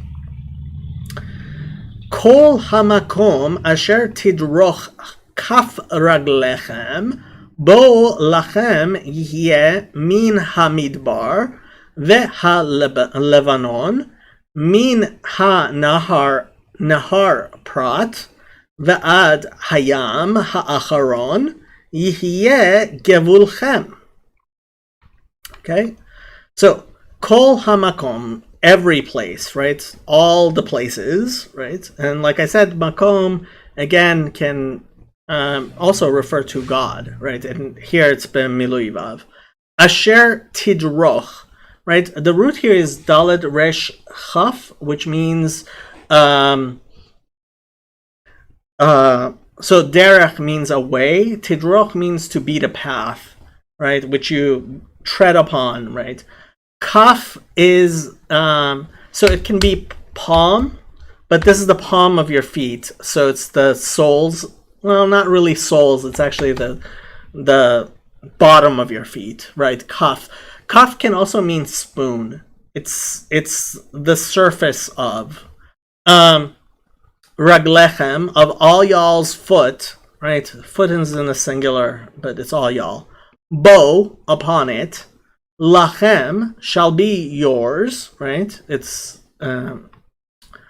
yihyeh shall be, min hamidbar, from the midbar, the wilderness or the desert, ve'ha-levanon, and the Lebanon, right, which is the north of Israel, min ha-nahar, nahar prat, from the river, that is the river Prat, right, which is the Euphrates. Okay.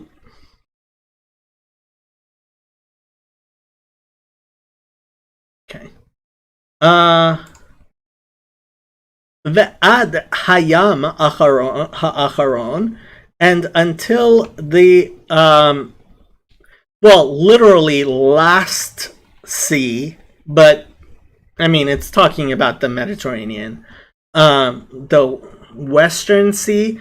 So in Hebrew, forward, kedem or kedma means east.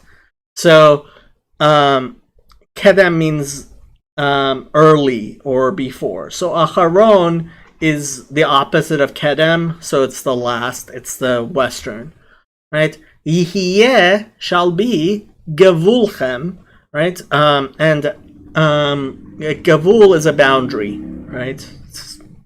Gavulchem, all y'all's boundary. Okay, 25. No man shall be able to stand against you. The Lord your God will put the dread of you and the fear of you upon all the land where you tread, just as he has said to you. Let's see what the note is. Before. Okay. 25. No one will be able to stand against you. The Lord your God, as he promised you, will put the terror and fear of you on the whole land wherever you go. Okay, no man will stand up before you. The Lord your God will cast the fear of you and the dread of you on all the land upon which you tread, as he spoke to you. Okay. Lo yityatsev ish bifnechem, pachdechem umarachem, yiten havaya elokechem, al penei chol haaretz, asher tidrachu ba, ka'asher diber lachem. Okay, so lo yityatsev. So this is the hitpile. It's the reflexive of yetzav, to literally to stand, right? So a matzava is like a pillar, right? So shall not be able to stand, shall not be able to stand. Ish, a man, bifnechem. So in front of you, bifnechem, all y'all. Pachdechem. So pachad is, I usually translate it as dread. Pechat daled. And you can use your concordance to see where else that shows up. It's actually pachad yitzchak is one of the terms we have for Yitzchak Avinu is pachad. Umorachem. So this is from yirah, right? Which is awe. Morah is dread. Okay, I would probably say awe. I would translate it as awe of all y'all. Yiten shall put havaya elokechem, right? The Lord, all y'all's God. Al is preposition of the ayin. Pnei, the face of or before. Chol haaretz, all of the land. Asher tidrachu va. So again, like this is derech, right? To walk or to tread. And it's all y'all. It's in the plural. Imperfect. Will walk. Va, upon it. Ka'asher diber lachem, as he spoke to you, and Diber is in the PL, it's the more intensive way of speaking. And there's a setuma, there's a closed break there. Okay, 26. Behold, I set before you today a blessing and a curse. 26. See, I am setting before you today a blessing and a curse. Behold, I set before you today a blessing and a curse. And Rashi says this is referring to Har Grizim and Har Ebal. Okay.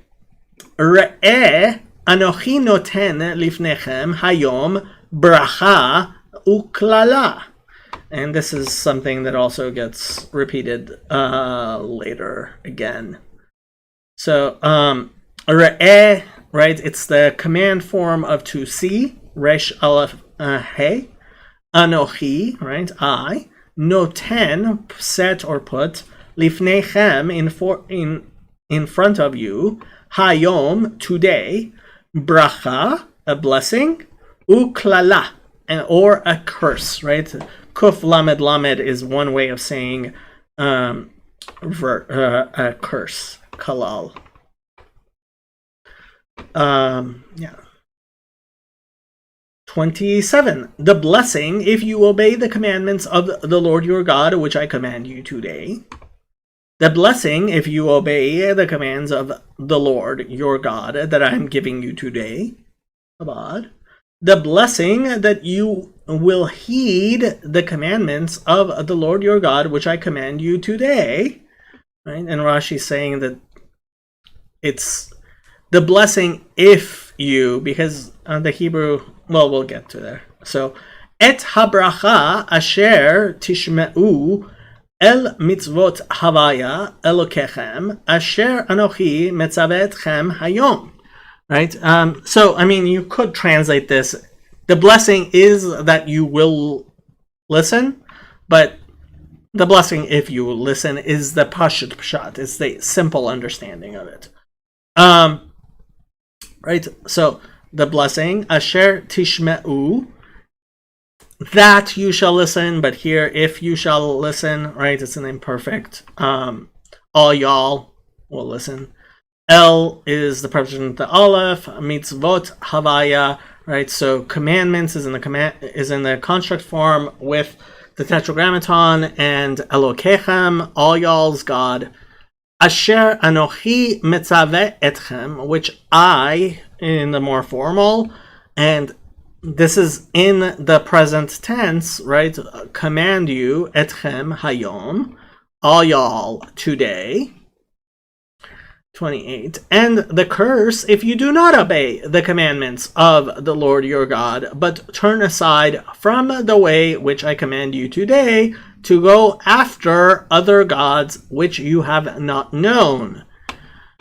The curse, if you disobey the commands of the Lord your God, and turn from the way that I command you today, by following other gods which you have not known. And the curse, if you will not heed the commandments of the Lord your God, but turn away from the way I command you this day to follow other gods which you did not know. Okay. Ve'hakelala im lo tishme'u el mitzvot havaya elokechem. Vesartem min haderech asher anochi metzaveh etchem, which I command you, hayom, today, lalechet, to walk after, or to walk, acharei, after, Elohim acherim, again, either other gods or gods of others, asher lo yedatem, which you have not known, and this is the intimate form of to know. Okay. And there is a setuma. Did I not go over this, or did I just go over this? Well, just in case. Klala, right? Curse, if you do not listen, right? Tishme'u, all y'all, el mitzvot, Hashem, right? The commandments of God. Vesartem, right? This is the same root, sur, to turn away. Min haderech, from the path, right? Like Tidroch, we've been having several times. Sher anochi metzaveh etchem, that I command you in the present tense. Hayom lalechet, today, to walk. Acharei Elohim acharim, the gods of others. Asher lo yadatem. Right, and there's a closed break there. And this is the intimate form of knowing. I don't know if I did that once or twice, but I did it. I know I did it. Okay, 29. Now, it shall be when the Lord your God has brought you into the land which you go to possess, then you shall put the blessing on Mount Gerizim and the curse on Mount Ebal.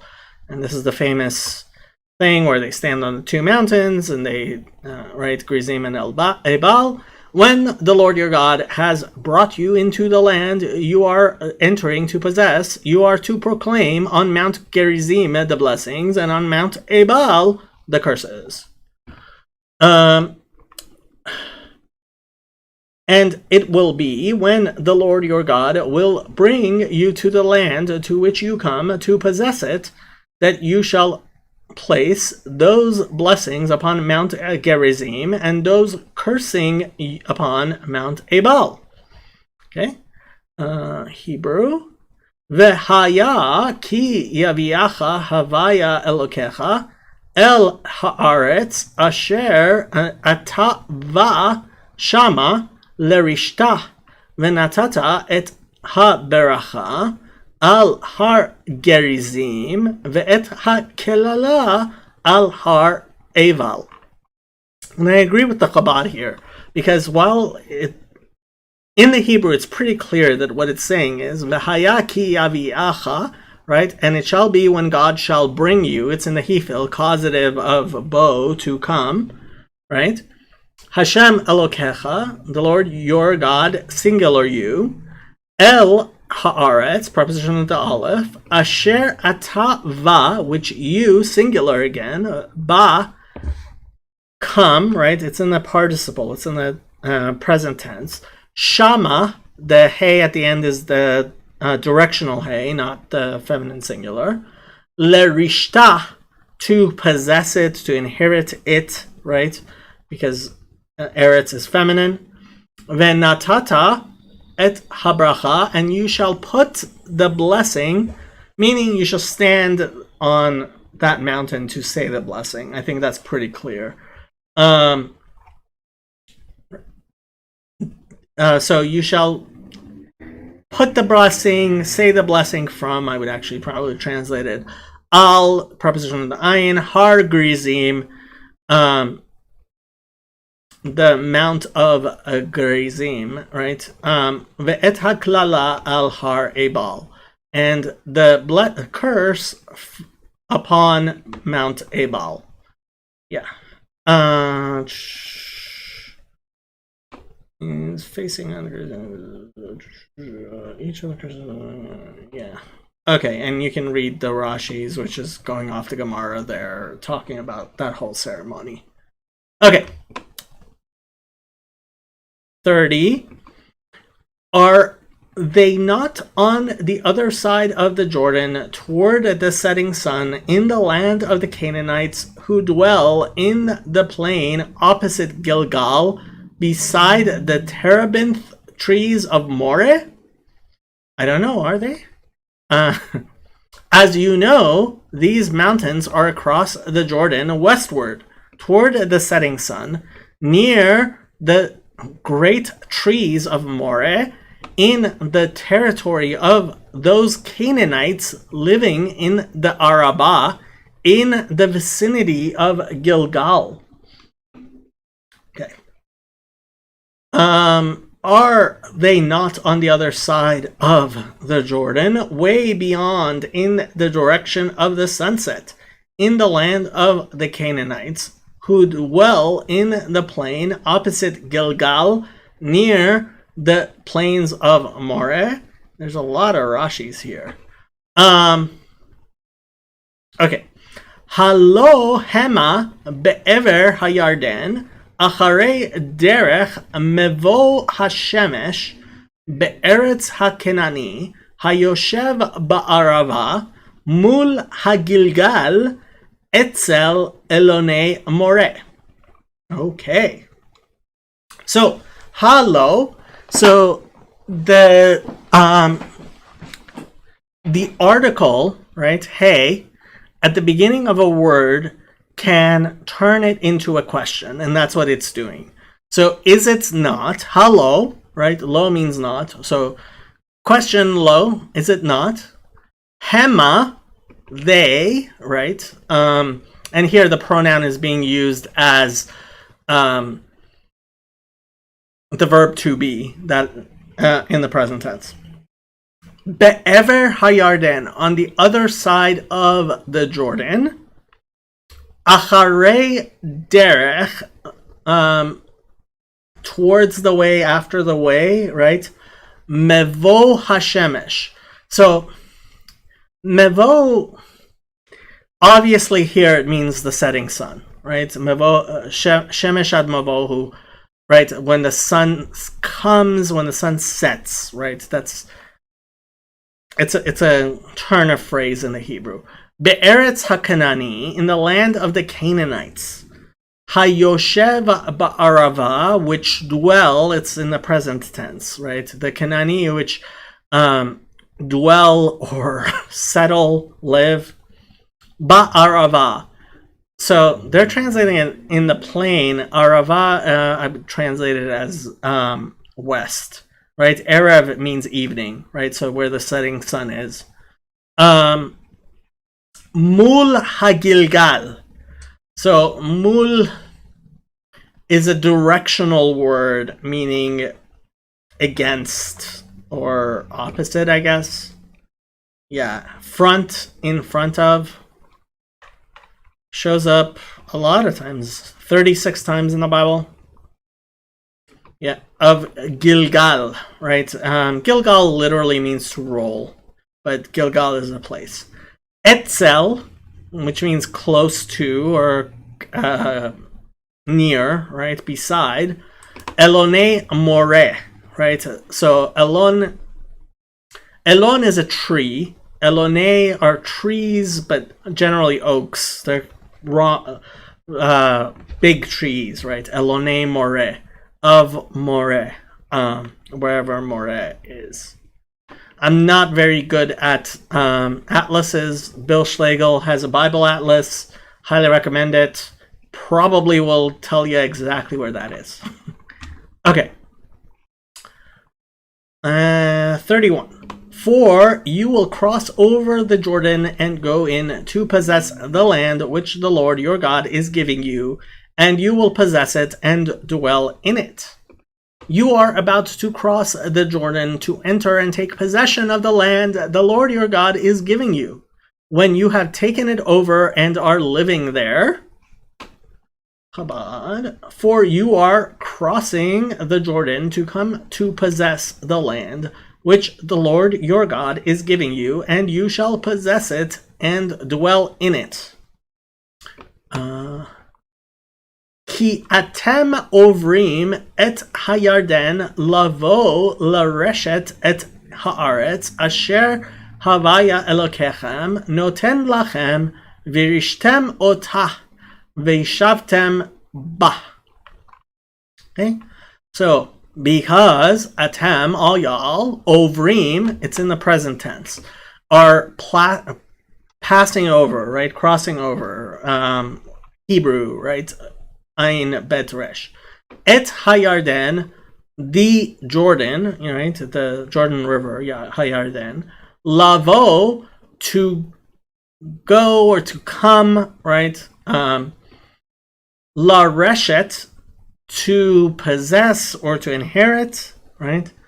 Et haaretz, the land, asher Hashem elokechem, which the Lord, all y'all's God, noten, right? Again, it's in the present tense, is giving lachem, to all y'all, virishtem, and you will inherit or possess, otah, it, right? Because land is feminine. Vishavtem, and you will inhabit, dwell, right? Bah, upon it, right? Or in it. Again, feminine. And I believe that is the end of that chapter. Yep. Okay. We have somebody who entered the Discord.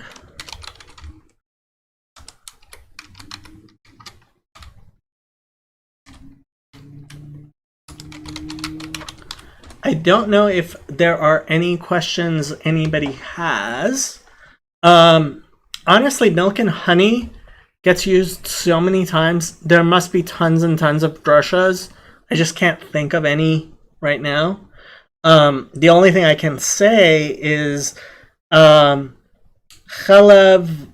implies animal matter, and honey is kind of vegetable matter type thing. So, yeah, the fat and the sweetness. And cheesecake tastes really, really good.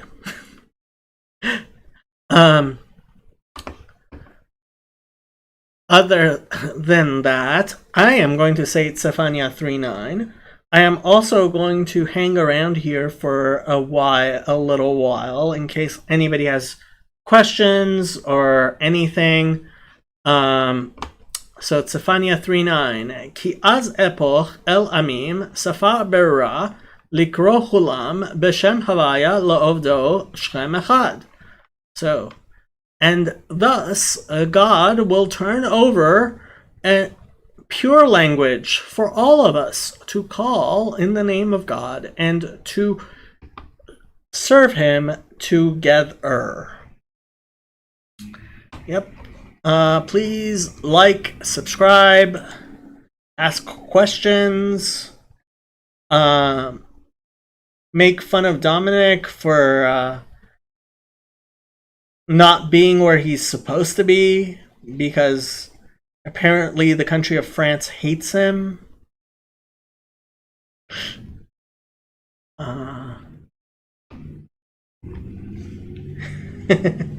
My pleasure.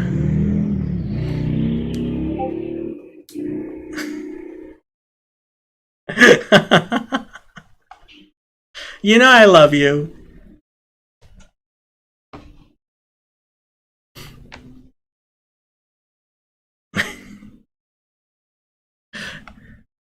Hey, it's all in God's hands. Somehow. There must be a good reason. Yeah. Well, the good thing is you can get lahmacun at any Armenian bakery anywhere in the United States, and that's the main great thing about that country you were going to, is lahmacun. And most other countries, actually, which have lahmacun. Also, I mean, stuffed grape leaves, kebab, good food, baklava. And this is why I'm so fat.